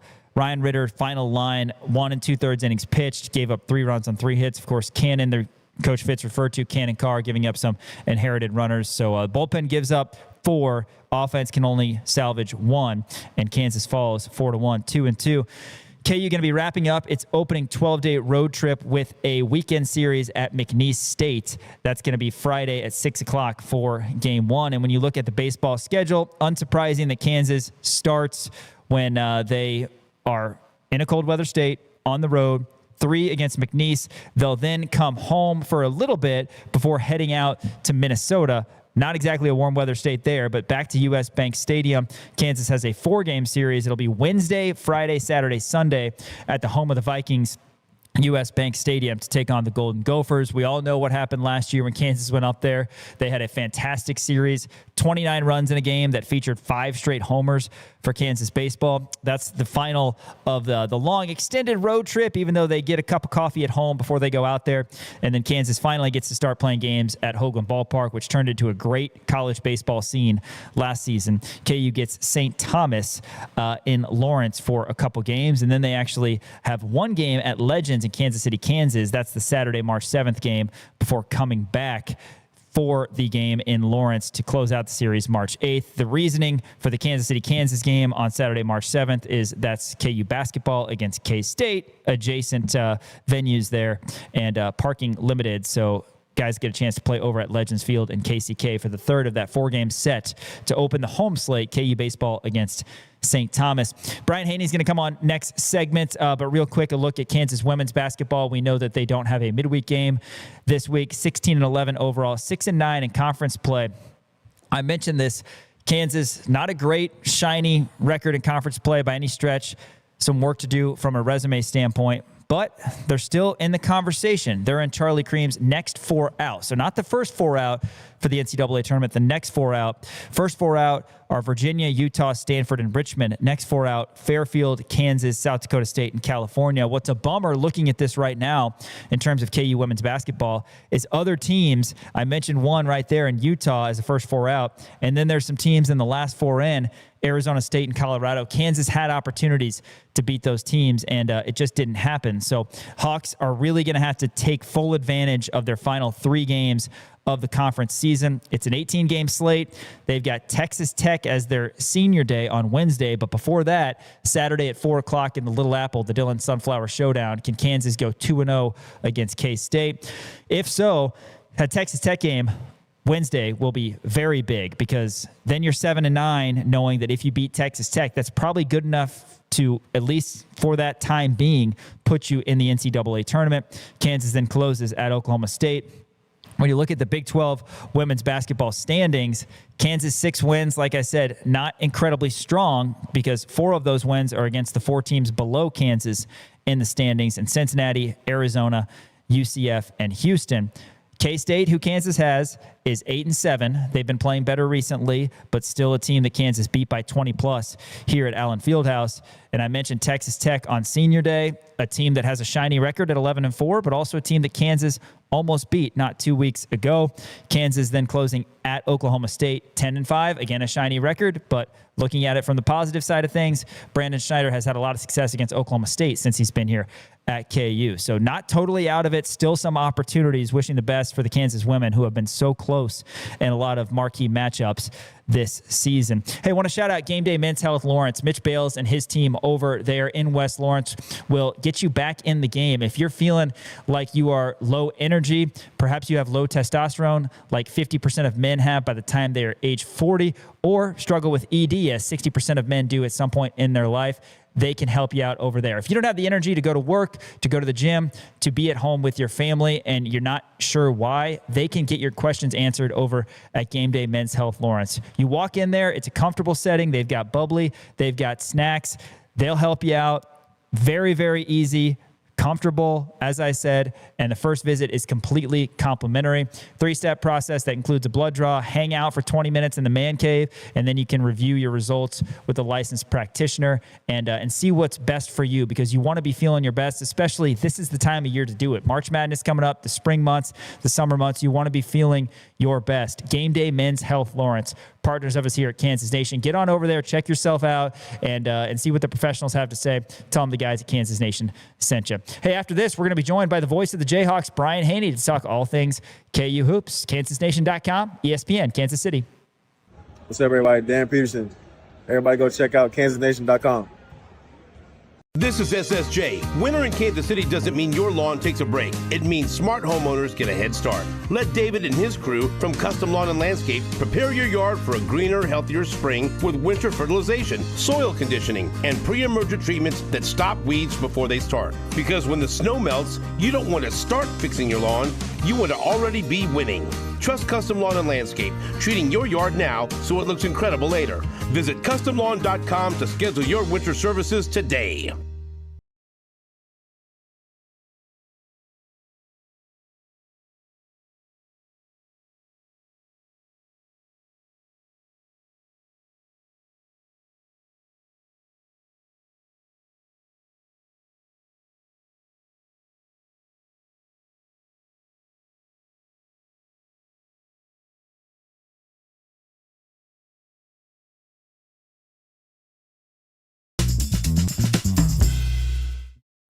Hi there, Gary Joslin with Joslin's Jewelry.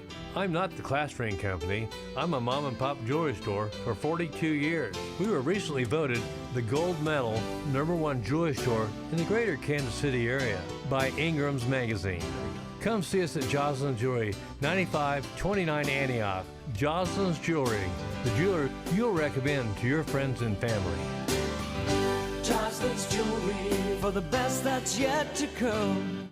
Listen up, guys. Summer is coming, and there's no better time than right now to ignite your health and feel your best. Whether you're chasing peak performance, trying to reignite intimacy, or simply want to feel your best, Game Day Men's Health Lawrence is your calling. Situated in a plush man cave setting, their services for testosterone replacement therapy, ED, vitamin therapy, and weight loss are sure to give you the boost you need. Make an online appointment today by searching for Game Day Men's Health Lawrence. Step up your game in 2026 with Game Day.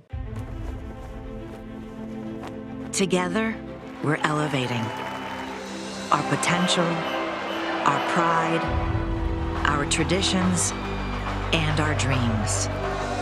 Together, we're opening up a whole new world of possibilities. Elevate your University of Kansas experience with Jayhawk checking from Central Bank. Central Bank and KU, elevating together.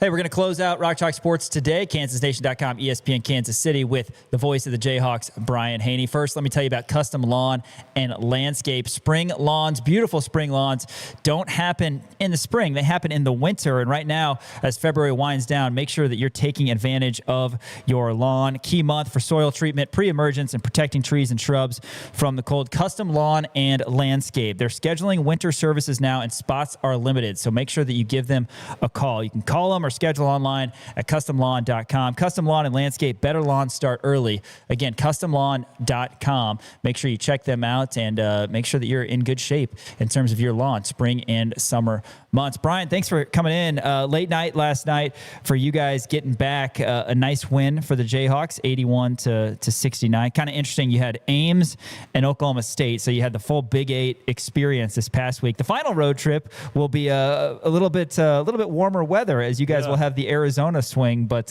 knocked out Stillwater last night. Candidly, those are probably my least two favorite trips out of the 16. It has nothing to do with the people or anything. There's certainly redeeming qualities to both. Yeah, did you go to Eskimo Joe's? Greenstein and Shay said they didn't go. So the team always gets that on the bus coming back. Okay.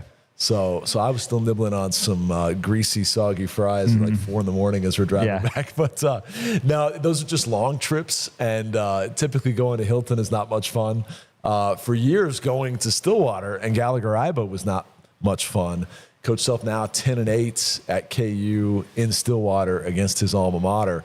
But yeah, we're looking forward to other road trips coming up, no doubt, and to get those two back-to-back. That was the part of the schedule you wanted to get through, and here we head down the stretch, man. Who would have thought it, opening 1 and 2, that with 5 games to go, they'd have such a great shot at a Big 12 title. And I know folks don't get as excited about the Big 12 titles as they do the Final Four runs and all that, but I still take pride in the fact that we've won 63 or 64 of these, depending on how you score it at home. And the fact that we haven't won one since 2023, if they can make some magic happen in these final 2.5 weeks, man, that'd be pretty exciting to at least get a share. Yeah, I mean, Arizona and Houston, we know we still got to face those teams, but on the positive note, you get to control it if Kansas is able to win those games. I mean, this isn't a KU team that I know people look at the Arizona game as the most difficult, and Kansas will be, decent underdogs, I'm sure, in that one. This isn't a KU team that's just going to go to Arizona and let Arizona beat them. I mean, they're still going to show up. We're going to throw the ball up, and Kansas, in my opinion, is going to be right there. But a lot of basketball to play before then, and we'll talk a little Big 12, a little bracketology as the segment goes on. But what did you think last night? A hot start from Darren Peterson, where it's so effortless for him being able to score. Doesn't play much in the second half, but Marco Jackson shined, and nice seeing Trey White get a couple to fall as well. Overall, what did you think of the performance, 12-point win? Well, to start on Darren Peterson, it was the closest thing to the BYU game we'd seen, where for one half of brilliance, he just looked like the best college player on the planet, and it's not close. And then obviously 3 minutes into the second half, he has to come out. We don't see him for the final 17-22, but boy, 4 minutes and 58 seconds in, we joked on the air, he was on pace for 104 points at that point. Right? I mean, it was unreal. And I had predicted in the pregame that he'd go for 31 because Oklahoma State, not a great defensive team. You felt like KU would score somewhere in the mid to upper 80s. Obviously, we got to 81. But that's what they allow on defense, by the way, 81 points. Oklahoma State does defensively. And so you just felt like as much as he was harassed and held in check by Iowa State on Saturday, that might be a game where he had a little bit more room to roam, and if he caught fire early, could post some big numbers. Obviously, he was well on his way to posting career numbers, maybe even surpassing the 32 he had versus TCU before, obviously, the cramping flared up, and disappointing. And you heard that in Coach Self's post-game comments, to be clear. But to see the rest of the team and the way they stepped up, particularly on Marco Jackson, having another nice game where you walked away saying, was there anybody that contributed more than Marco? And I know it was modest numbers on Saturday in Ames, but he was one of just a couple of the bright spots on that day, and he strung together another great performance back on in Stillwater last night. So happy for him, proud of him. I remember talking to you when I was out in Chapel Hill, and we were doing post-game following the loss out there, and I said, folks got to be patient, but I really feel like Marco will be able to put his stamp on this team at some point in the second half of the year. And it might only be as like a 8-point-per-game type guy, but there's going to be energy plays he brings. There's going to be defensive stops he makes where you're like, you know what? He was the key to winning tonight. And it took longer for that to materialize than maybe I would have hoped, but I think we're seeing that of late. And honestly, if you would have told me going back to October that Jamari and Marco would make the types of contributions they've made this year, I would have been really surprised, not because I didn't believe in them. Part of it was we knew how much KU had spent to get Jaden Dawson and Cole Rosario here. Different roles were forecast for each of them. And I'm just so proud of the way that despite the fact that Jamari and Marco seemingly had guys recruited over them or around them, they just kept plugging away. And I think those are two of the great bright spots of this season, a year where so much is made of Darren Peterson and Flory Vidunga and that dog, Melvin Council, and they're all great storylines. But to see those two young men that have been here for 3 years just keep plugging away, just keep working behind the scenes. I mean, how much has Jamari's shot improved from when we last saw him on the floor, a year ago before the redshirt season? So those to me are some great stories, and that was something that I was happy to talk about last night because we were all disappointed that Darren wasn't able to play deeper into that game. But when you see the guys that did finish the game and some of the contributions they were able to make sure that Oklahoma State run didn't make things too interesting late. Those are the guys that I'm most happy to talk about today. And the last thing I'll say on that is it was the type of game where you needed to assert your dominance early, never allow Oklahoma State to make it close, because they had the firepower on their home floor where they average 91 a game, that if it's close, it could be dangerous. And what I listed as your third most difficult remaining game out of the 6 in the final 3 weeks, they grabbed control early, put their foot on the throat early. And yeah, there was a little bit of a point where things were teetering a little when they cut it down to 10 in the second half. But to see the way Marco stepped up, not just in scoring, but distributing in that stretch, and you push it back out to 19, you never let Oklahoma State believe they truly had a chance. And that, to me, is what winning teams do in must-win games. I said it twice on the air. This looked like a championship-caliber team. Now, I said that when Darren was on the floor. Second half, it looked a little different. It was kind of like, hang on and keep this team at bay. But unlike the BYU game where it really got tight down to 4 without Darren, we kept them at more than an arm's distance. And that says a lot to me about the developing supporting cast on this team, and also how this club collectively has rounded into form with now 5 games to go. Yeah, no doubt. And I love a good college basketball game. I love the instant classics like we had against Arizona. The every possession, that's what it's all about type thing. I also love these games. Sometimes I just want KU to go out and win by 20 because I don't want to be stressed out. And the cardiac Kansas that you deemed a few years ago, whenever that was, it seems like that's just stuck with us. But that's how it should be. I mean, it's going to be exciting. But, man, it's nice going on the road and kind of punching a team in the mouth early. Trey White, a guy that you've seen front and center. Peterson's been in and out of the lineup, but when Peterson's been out of the lineup, White's been really productive for the most part. These last 3 weeks or so, he's been laboring a bit. He's done some uncharacteristic things. You even saw that last night with the tip-in that is an offensive goaltend. Yeah, the couple turnovers at the end of Texas Tech. Couldn't hit many shots against Arizona. Had 2 points against Iowa State. He finally gets a couple threes to go. He got to the free throw line. It was only once, but he still got to the line. But he's a guy that Kansas needs from an offensive production standpoint. Nice seeing him get 16. Really good observations. That's why you're amongst the best in the business. I think a lot of people just looking at it in a vacuum, he had a bad week versus the likes of Arizona and then Iowa State. No, it was actually a 2.5, 3 week slump. There was one 16-point game in there versus Utah, but I think he went 0 for 4 from 3 in that one and just hadn't looked like himself for a while. And by the way, one of the best kids we got on this roster in terms of just the teammate he is, the hard worker, the personality. Obviously was dealing with the dental issue, previous root canal he'd had, tooth got infected, missed some practice time. So yes, in that 1 week, microcosm sample where he averaged 3 points per game and was 1 for 9 on the week, that was the bottom point.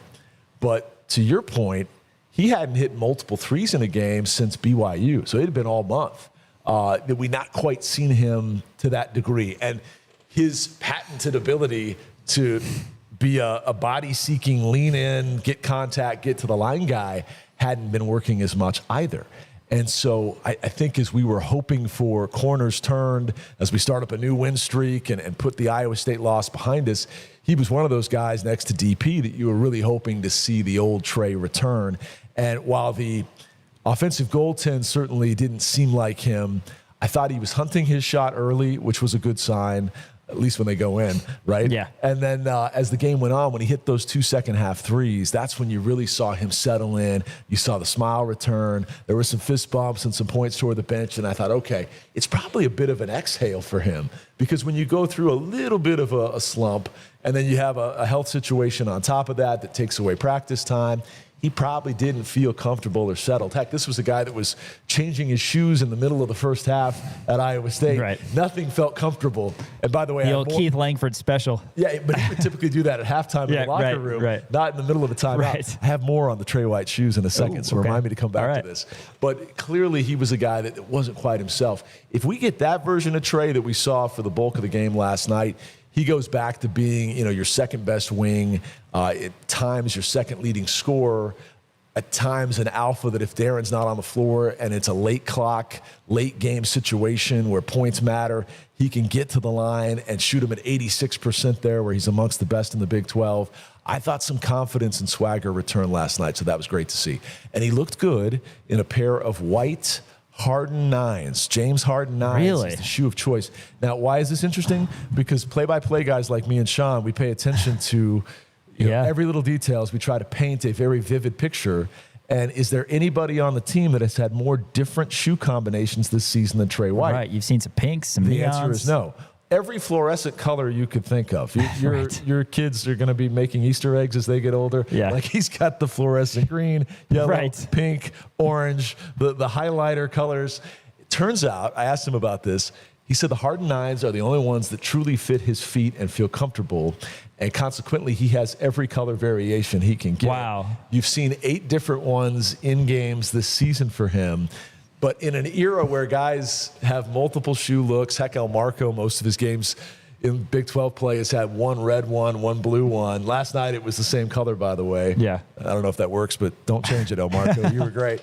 But Trey White, it's Harden 9s, and you've seen 8 different versions. That's crazy. For those of you scoring at home. Wow, You how only about get that? that right here on Kansas Nation. How about that? Yeah, Harden 9s. Yeah, you would recognize them if you looked them up, as I just did, because, yeah, you've seen Trey in the hot pink and the neon, the fluorescent green, all that. I mean, let's be honest. Not every man can pull off hot pink. That's true. That is very true. Maybe. Yeah. Trey White, definitely. Sean and Brian, probably not. Probably not. I don't think that's in my closet, if you will. Brian Hanni, voice of the Jayhawks, joining us here on Kansas Nation.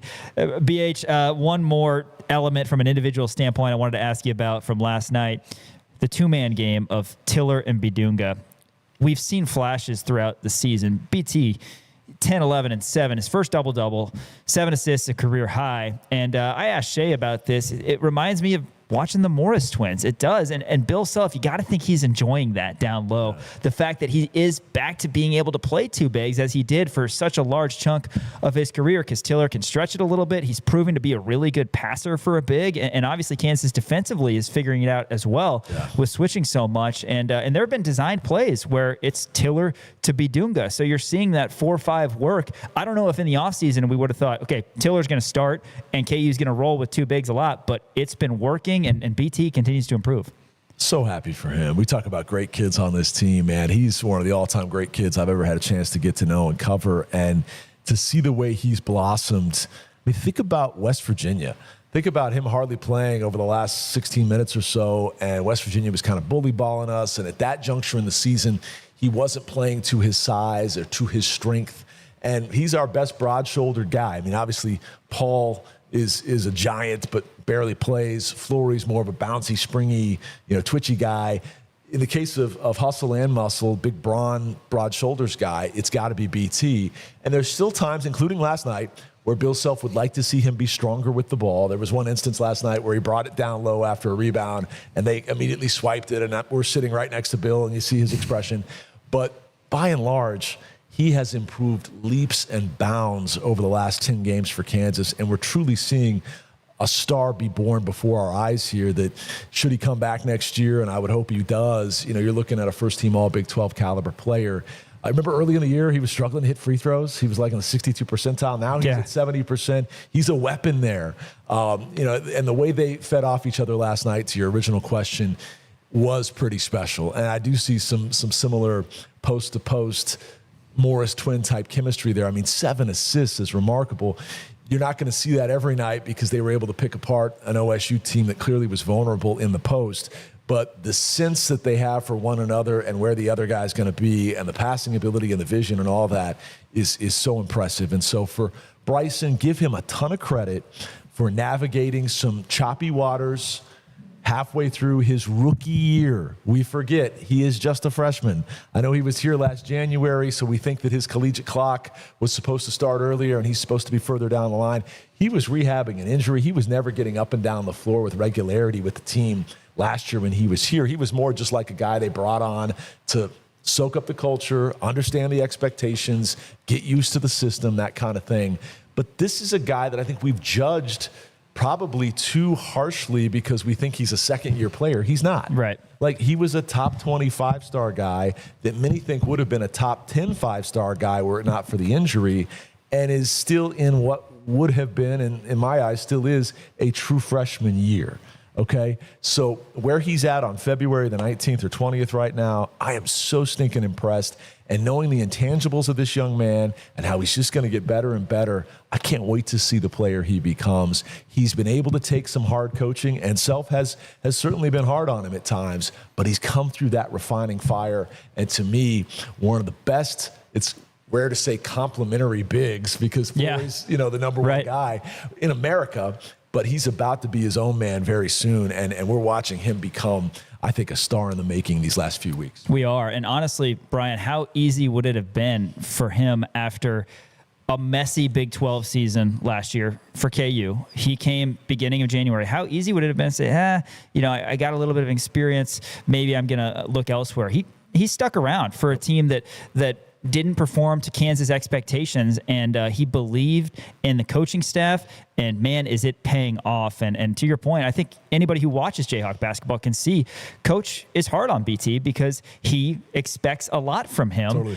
And Coach is hard on his best players. He's always done that, and BT has taken it. He continues to improve, and he's so mild-mannered that you just have so much confidence, and you're such a big fan of him. So well said. And when he stops coaching you hard, then he doesn't think you have the gigantic ceiling. Right. He does. The guys he coaches the hardest. He's trying to squeeze every drop of blood out of that turnip, get every ounce of potential out of that player, and we're starting to see it click for Bryson Tiller, and that's really, really exciting. Well, I have to imagine on your trip back overnight that you broke down the final 5 games for every team in contention for the Big 12 championship and speculated on who was going to lose what games. No, I kid, of course, but there's a lot of basketball to be played.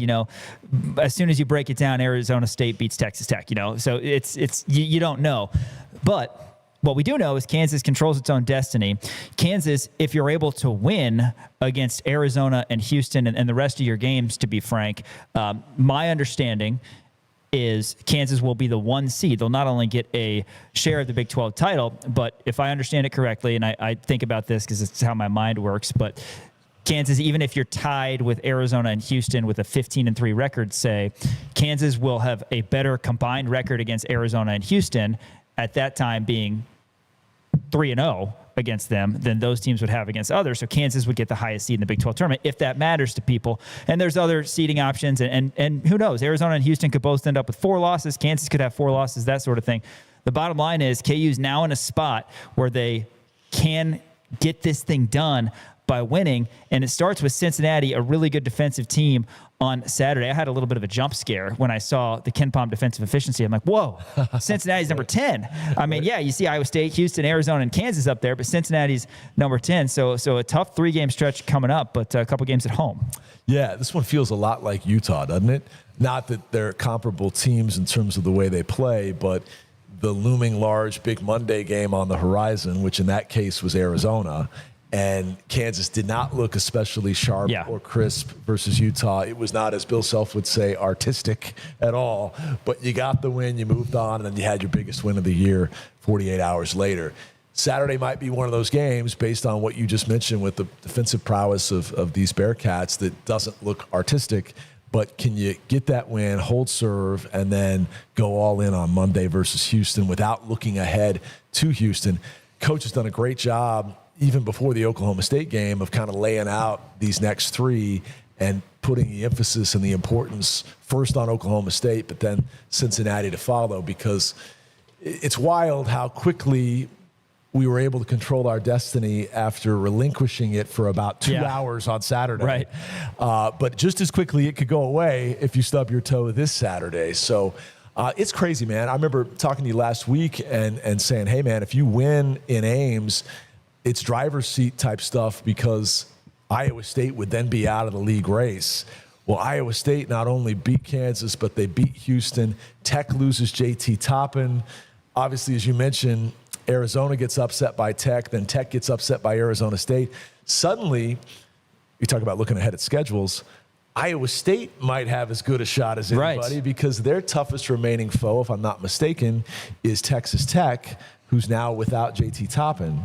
And you could pull it up and correct me if I'm wrong. I believe they have Arizona still. I think they still have Arizona? But otherwise, it's very fortuitous. And so the point is, some of these teams like BYU and Tech that we thought were going to do us some favors in the final 2 weeks now might not. Right. Now that Richie Saunders is out with the ACL and JT Toppin's out with the ACL, You never know. But that to me is going to be interesting. And I think an ISU team whose hopes were on life support now has great opportunity.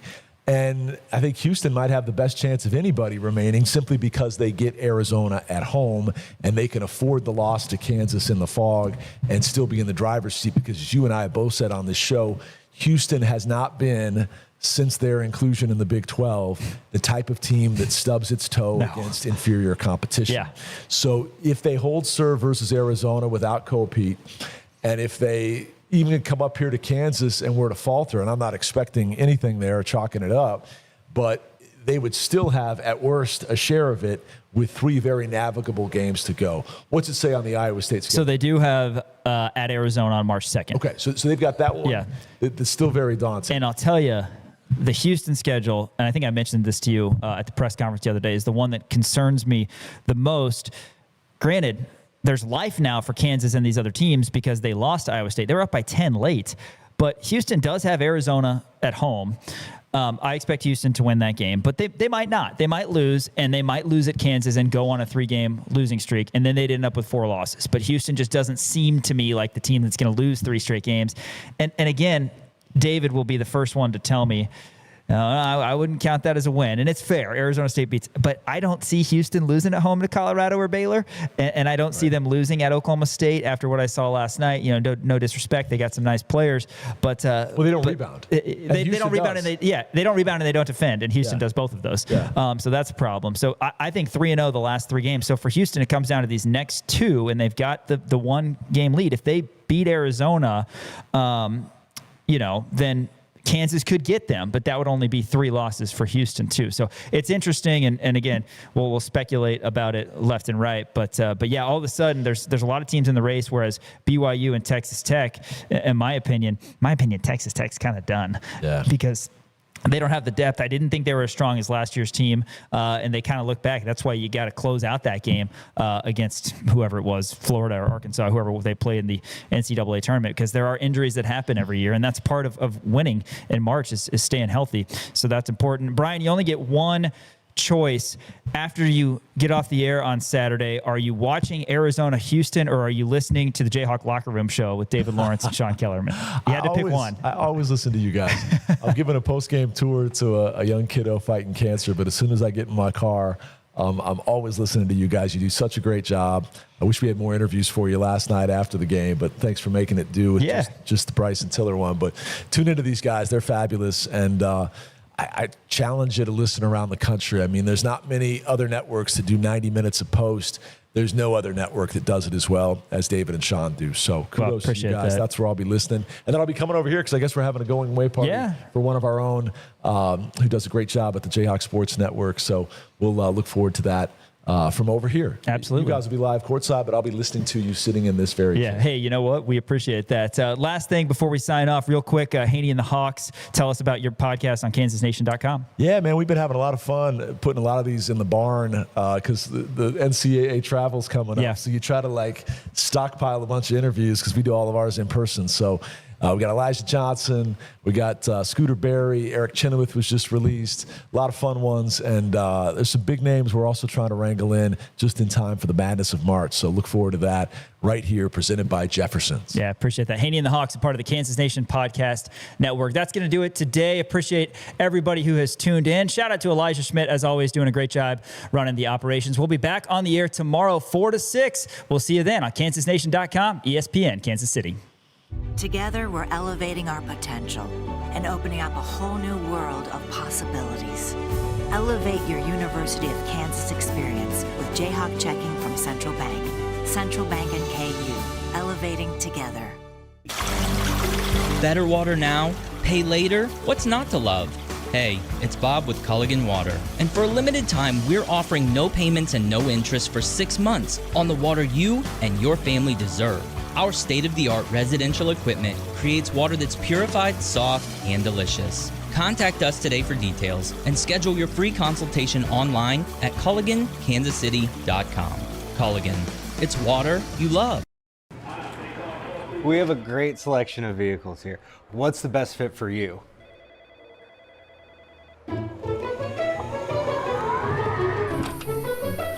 Maybe something a little smaller. Maybe just a little bigger. Getting closer. Perfect. Come experience the crumb difference.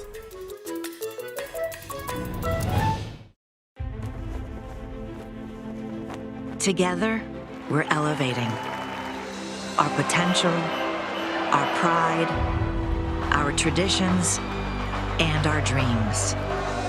Together, we're opening up a whole new world of possibilities. Elevate your University of Kansas experience with Jayhawk checking from Central Bank. Central Bank and KU, elevating together. Hanni and the Hawks is presented by Jefferson's with 2 Lawrence locations. Home of the best wings in town, 21 signature sauces. You got to check them out. But if wings aren't your thing, how about a burger? They hand patty their certified Angus beef every single day. Also, hand bread their tenders. They make their ranch in-house. There is truly something for everybody at Jefferson's. Go see my buddy Brandon Graham and the entire crew at Jefferson's, either on Mass or Wakarusa in Lawrence, Kansas.